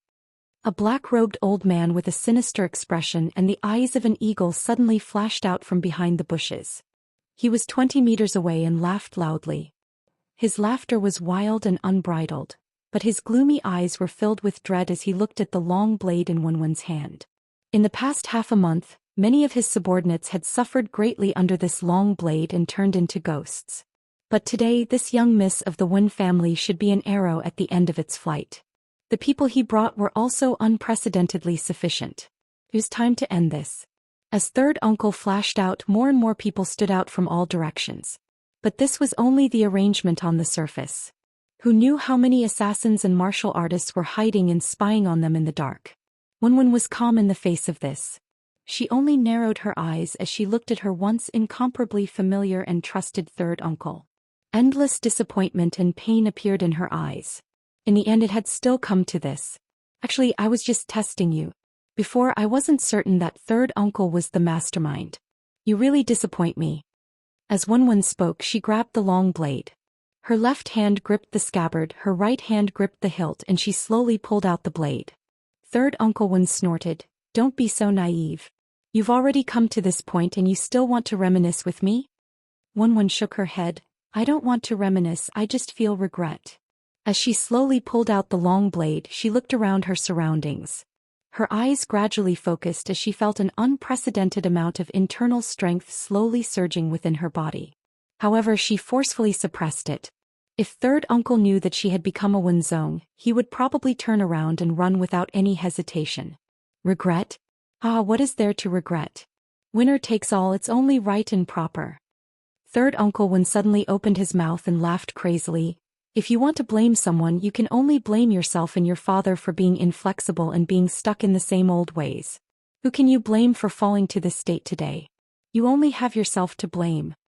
Wenwen raised her finger and pointed at the black-clothed and green-clothed people that were gradually surrounding them. She sneered, "A dignified member of the Wen family actually colluded with outsiders to harm your own people. Is this your ability? Isn't it better for us to be complacent than to invite a wolf into the house?" Third Uncle Wen pressed forward. "Idiot. Stubborn. Foolish and ignorant. As long as I have the last laugh, what's the harm in borrowing external help or not? Are you the one who poisoned my father? You should go to hell and ask your second uncle yourself." "What? Second uncle is dead?" Wenwen's hand that was about to pull out the saber suddenly trembled. Uncle Wen grinned. "Of course. How could you be so ruthless?" Wenwen's lips began to tremble. It was clear that the news of second Uncle Wen's death had greatly impacted her. Third Uncle Wen finally tore off his mask. "Why can't I do it? I still don't understand why all the benefits should belong to you. Just because your father and second uncle are the eldest son? Do you think I, a concubine, deserve to be your slave since I was born? I've had enough. Look at what your good-for-nothing father has done to the Nian family. Even small fries like the Poison Clan and Dark Clan dare to abuse their power over the Wen family. Why do you think the Wen family has fallen to this state? Do you really think that your good-for-nothing father can protect you? If it wasn't for his incompetence, I wouldn't have had the opportunity to take advantage of you, and you wouldn't have been coveted by others. This is the biggest joke in the world." Wenwen was shocked. "What? Who's coveting me? Tell me." Third Uncle Wen was already impatient. He only felt that Wenwen was stalling for time. Seeing that his encirclement was getting tighter and tighter, Wenwen was unable to escape even if she had wings. However, he simply waved his hand. "All right, enough nonsense. Hand over the Wenzong token. I, Wen Jingyun, have the final say in the Wen family. I, Wen Jingyun, will only listen to my voice. As for you, the so-called Missy, go to hell and accompany your second uncle. Don't worry, it won't be long before your good-for-nothing father comes down to reunite with your family." Faced with the encirclement, Wenwen gradually hid all the emotions on her face. "Let me ask you, who's coveting me? Also, there will only be one person's voice in the Wen family in the future. Unfortunately, it's not you. Also, third uncle, you've made a mistake. You're not a concubine. To be precise, you're not even a member of the Wen family. You're just a lucky person who was picked up from outside when he was about to starve to death. Only my father and I know about this." "What?" The secret that Wenwen suddenly revealed made third Uncle Wen's subordinates pause in their steps. Third Uncle Wen hurriedly shouted, "Don't listen to her nonsense. She's trying to sow discord. How can I not be of the Wen family's blood? Those who aren't of the same clan must have a different heart. A wolf's ambition is nothing more than this. I should have killed you on behalf of my father long ago. It's my fault that this has led to today's bitter outcome. I was too soft-hearted." Wenwen finally pulled out her long knife. She threw the scabbard away with her left hand and gripped the hilt tightly with both hands, holding it vertically in front of her. "Shut up. Don't you dare try to sow discord." Third Uncle Wen heard that Wenwen was becoming more and more serious. How could he calm down? "Sow discord? No, there's no need for that. You'll never understand the power of a Wenzong realm cultivator." I want to kill all of you, there's no need to sow discord. As soon as she finished speaking, a powerful inner strength that belonged to a Wenzhong realm cultivator erupted from her body. It flowed through her entire body and directly passed through the conception and governing vessels that had already been opened. In an instant, bursts of energy surged out from her body. There was even a strong gust of wind that blew 2 to 3 meters around her. Feeling the energy surging out from Wenwen's body, third Uncle Wen's face suddenly paled. He then turned around in a panic, feeling as if the sky had collapsed. A thought crazily roared in his heart. How could she break through to the Wenzhong realm so easily at this age? This was impossible. He couldn't fight her head-on. Run. Previously he thought that Wenwen was stalling for time. Now he knew that Wenwen's plan was to purposely let him gather everyone so that she could kill them all. You want to run? Too late? Wenwen lightly tiptoed and her entire body pounced forward like lightning. The 2-meter-long blade slashed across and blood splattered 5 steps away. Block her for me. Block her for me. Otherwise all of your families will die. Not a single one of you is allowed to run. While third Uncle Wen was shouting, he was running for his life. Those Wen family traders who came with him, one by one, showed a bitter expression and straightened their backs. Wenwen let go of all her mercy and brought out all her anger and killing intent. Dark red flowers of blood wildly bloomed in this forest. After learning of her second uncle's death, Wenwen completely let go of the shackles in her heart and released the darkest demon in the depths of her heart. Faced with third Uncle Wen's betrayal, faced with the fact that her father had been poisoned, faced with the news of her second uncle's death, and then thought of how she had been constantly running and struggling for her life for an entire month. From the moment she made her move, Wenwen's eyes turned red from killing. Her eyes became blood red. People were emotionless and the blade was even more emotionless. Her body transformed into a mountain spirit. Her steps were like a ghost, her sharp blade slicing through the air and cutting trees. Every time she swung her blade, she would either cut a fleeing rebel in two or cut the tree and the person behind it in two. A Wenzhong expert who had opened the conception and governing vessels, even if there was a slight difference in their cultivation, was like heaven and earth when compared to a skin-strength martial artist. They could not be mentioned in the same breath. Third Uncle Wen fled in panic. He used all his strength, but he could still hear the screams coming from behind him. Every scream represented a life being harvested. The red light of the rising sun shone over the small forest in the suburbs of Yan Kingdom. Birds flew away in fright and trees collapsed everywhere. The red light, the red blood, the green trees, the greenish-brown bark, and the yellowish branches that had been cut off.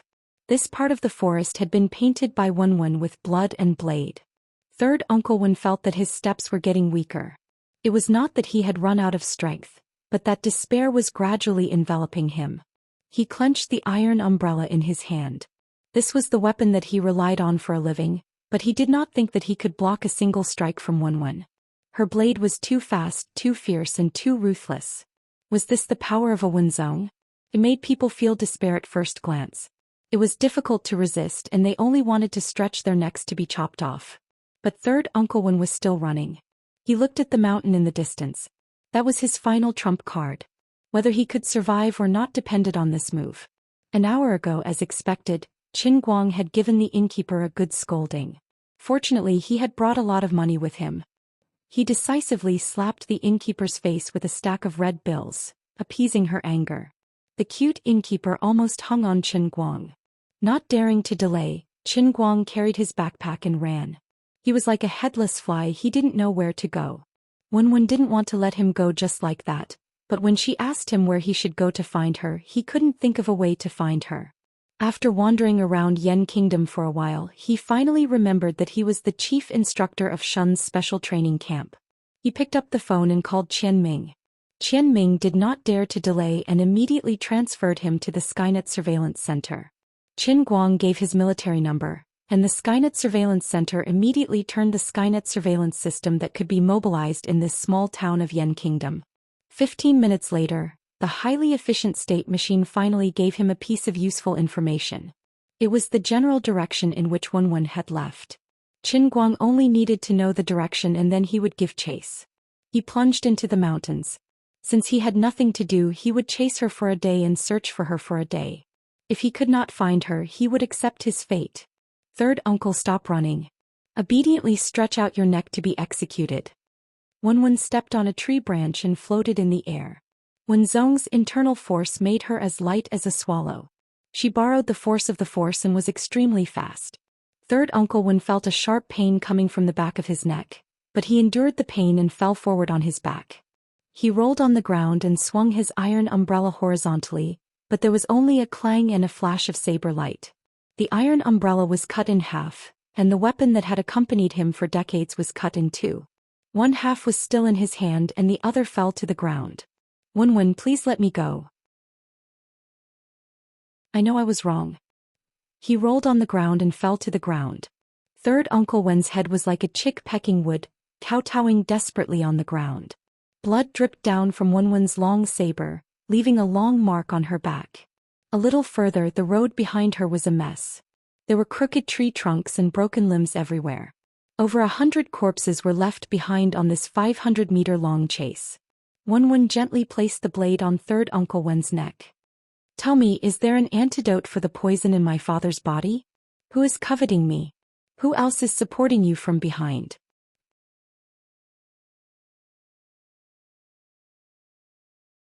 Chapter 553.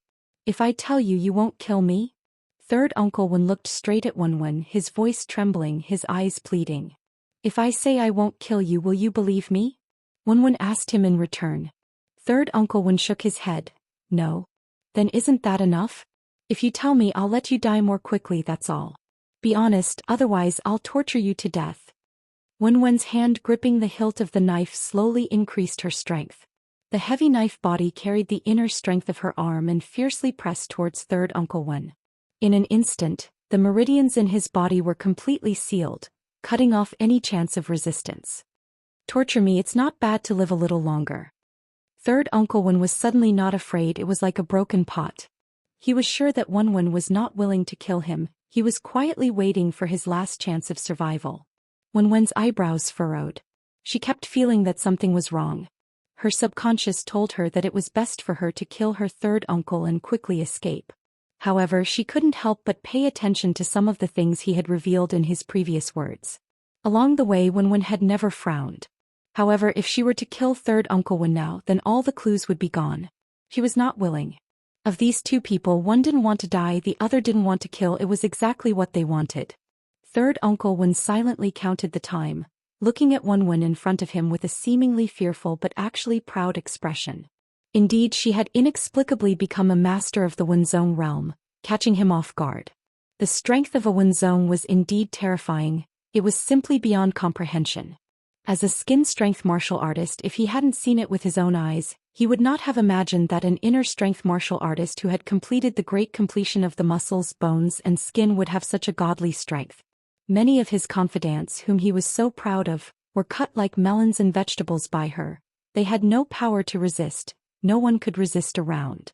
But in the end, ginger is still spicier. You definitely did not expect me to have a backup plan. I'll let you be proud for a while. You want to save your father? Dream on. I spent 10 years, bit by bit, the poison in his body. There is no antidote. Now your father's dantian has been completely destroyed and he has become a cripple. For a martial artist, he would rather be dead than alive. Who will back me up? Don't joke around. Do I, Wen Jingyun, need people to support me? Everyone is in the palm of my hand. I only need to borrow a little external force to turn the Wen family upside down. As for you wanting to know who is coveting you, Wenwen, there are many people who covet you more than you can imagine. Who asked you to be the rare genius of the Wen clan. But they've all underestimated you. Reaching Skin Jing at 20 isn't your limit. Reaching the Great Scholar realm at 20 is terrifying. Fortunately, you have to die. I am reluctant to destroy a genius with my own hands, but I, Wen Jingyun, am the true destiny of the Wen family. You, your father, and your second uncle are only obstacles in my way. At this moment, 3 rays of light suddenly flashed in the distance. Wenwen subconsciously raised her head and looked in the direction of the light. Wen Jingyun saw the 3 rays of light in Wenwen's eyes. His mind spun like lightning. His chance had finally come. After waiting for so long, the snipers that he invited from abroad had finally made their move. In a fight between martial artists, it was originally a competition of skills and strength. It was a competition of the fact that swords and sabers had no eyes. Third Uncle Wen had only invited these snipers as a precaution. He did not really count on modern firearms. But today he had no other choice. He could only place his last hope on those three people. Fortunately, they didn't disappoint him. He had seen the strength of their powerful sniper rifles before. Not to mention a mortal body, even a weapon made of fine iron would be shattered into powder under one shot. Third Uncle Wen grinned and tilted his head back slightly, wanting to dodge to the back. Wen didn't have much experience fighting with firearms, but when she saw the three rays of light at the same time, she felt a sense of danger and all the hairs on her body stood up. Not good. She was plotted against. She wanted to dodge to the side, but the more she wanted to dodge, the stronger the feeling of danger enveloping her became. The sixth sense of a martial artist in the Wenzhong realm told her that no matter which direction she dodged to, she wouldn't be able to dodge these three bullets. She couldn't dodge. The bullets were too fast. She couldn't dodge. "I'm going to die." As the saying goes, a person's thoughts were at the speed of light. At this moment, Wen felt this way. It took a long time to describe, but in a millisecond, countless thoughts flashed through her mind. There was relief, helplessness, and even more regret. Yesterday she had already prepared herself to die. This morning she had escaped from Qin Guang alone in order to silently find relief. But suddenly she discovered that she didn't have to die. She had suddenly become a Wenzhong. An opponent that she originally couldn't match had been easily killed by her. Originally she had planned to deal with this rebellious third uncle, then return to the Wen family and slowly plan. No matter who was hiding behind him, who was secretly coveting her or implicating Qin Guang, with her current Wenzhong realm strength, as long as she steadily managed the Wen family, the truth would come to light sooner or later. But when she thought about how she would face Qin Guang in the future, she would be a little embarrassed and vexed. But now she was going to die again. She finally discovered that she still couldn't bear to part with him. There were too many things she couldn't bear to part with. She had never heard that fellow say he liked her. After she died, with her father's current powerless state, even if he was still the eldest son of the Wen family, he might really follow in the footsteps of her and second uncle like third uncle said. Forget it, a person dying is like a lamp going out. After death, everything will be empty, forget it. Qin Guang quickly climbed up the mountain valley using his hands and feet. He could faintly hear the voices of people in front of him and the smell of blood in the air became stronger. The precise analysis of the country's movements was indeed reliable. He had actually followed Wen's direction. The smell of blood in front of him made his heart feel alarmed. He was also worried that with his current ability he would drag her down if he ran over. But he absolutely couldn't just shrink back and hide. He took out a few darts from his bag and held them in his hand. Forget it, he was going to risk it all. Although his mood was complicated, his movements weren't slow. Just as he stepped on a rock and jumped forward, he climbed over the shrubbery in front of him. His feet firmly planted on the ground, he raised his head and saw Wen pressing the knife against third uncle's neck. Out of the corner of his eye, he saw a flash of light on the mountaintop to his right. Qin Guang immediately froze in place. His mind turned and a thought flashed through his mind. A gun. And it was a sniper rifle. 3 guns. At this time, Wen still maintained her posture with her neck slightly tilted back. Her hand grabbed the knife and moved forward. The black-robed old man lying on the ground had a smile on his face and also adopted a posture of distancing himself. These bullets were aimed at Wen. At this moment, time seemed to have stopped and Qin Guang's mind went blank. He spread open his right hand and several darts fell from his palm before he clenched his fist, leaving only one dart in his palm. His gaze focused in that instant. With the center of the 3 light sources and Wen's chest as the coordinate, an arc of the bullet's trajectory appeared in front of Qin Guang's eyes. He could only gamble. In fact, the sniper could have aimed at Wen's waist or abdomen, or even her head. However, Qin Guang did not have any time to think about it. He could only speculate subconsciously. At such a long distance, the sniper's target was a martial artist like Wen. If he was the sniper, he would definitely aim at the center of her torso. Other than that, although there were 3 flames, 2 of them were definitely used to seal Wen's body. If she stood still, only the one heading towards her would be able to hit her. Qin Guang could only gamble on which of the 3 lights represented the bullet aimed at Wen. His mind was gambling. His body was also gambling. He was gambling on whether his hand could keep up with the speed of the bullet. He was gambling on whether the darts he shot with all his strength could accurately hit the fatal bullet. He was gambling on whether his strength could cause the bullet of the sniper rifle to deviate. Unconsciously, the muscles in his right hand contracted crazily. He even felt a tearing pain. Even the Qilin arm, which had been tempered hundreds and thousands of times, could not bear the burden under his crazy strength. If time was slowed down 100 times, the expression on his face would quickly change from shock and panic to determination. He opened his arm and fiercely flung it forward. A tungsten steel dart shot out from the fingertips of his right hand. It flew toward a certain point in the path of the bullet. Life or death, success or failure all depended on this one move. Flames suddenly appeared in midair. In the next moment, Uncle Wen, who was preparing to escape with a face full of pride, suddenly stiffened. A bloody hole appeared on the top of his head. The bullet had once again pierced through his back. About 4 or 5 meters behind Wenwen's body, 2 puffs of smoke rose up. It was the 2 bullets that blocked her path.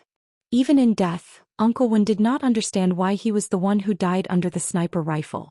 Qin Guang even felt a bit weak all over his body. His right hand was sore and painful. That dart just now had used up almost all of his strength, but he still made it in time. This dart seemed to have only been shot in an instant, but it was at the highest level he had reached so far. Whether it was strength, accuracy, or even luck, they were all on his side. The tungsten steel dart carried the full strength of the Qilin arm. It collided with the bullet that was supposed to fly toward Wenwen in midair, causing it to change direction and hit the old man. He sat on the ground and wiped the cold sweat off his head. Wenwen had originally wanted to die. She only hated that she couldn't follow up and end Uncle Wen's life with a knife. However, the bullet didn't hit her body. She was stunned at first and then felt even more surprised. Then she heard Qin Guang let out a long sigh of relief. She turned her head to look at him. At this time, 3 gunshots rang out at the same time. Qin Guang grinned and raised his left hand. "Hi. Why did you come?" Wenwen cried out in surprise. But she immediately reacted. "That shot in midair just now." Qin Guang nodded. "That's right. That shot in midair." Qin Guang nodded. "That's right. It was your good brother's unique dart skill. I already told you that I'm a scholar who has been away for 3 days. You still don't believe me? Hurry up and thank me for saving your life." In front of others, Qin Guang might consider doing a good deed without leaving his name. But in front of Wenwen, Qin Guang could brag about it for half a year, even if it was just helping her buy a meal. He didn't know how to write the word polite. He couldn't help but be proud.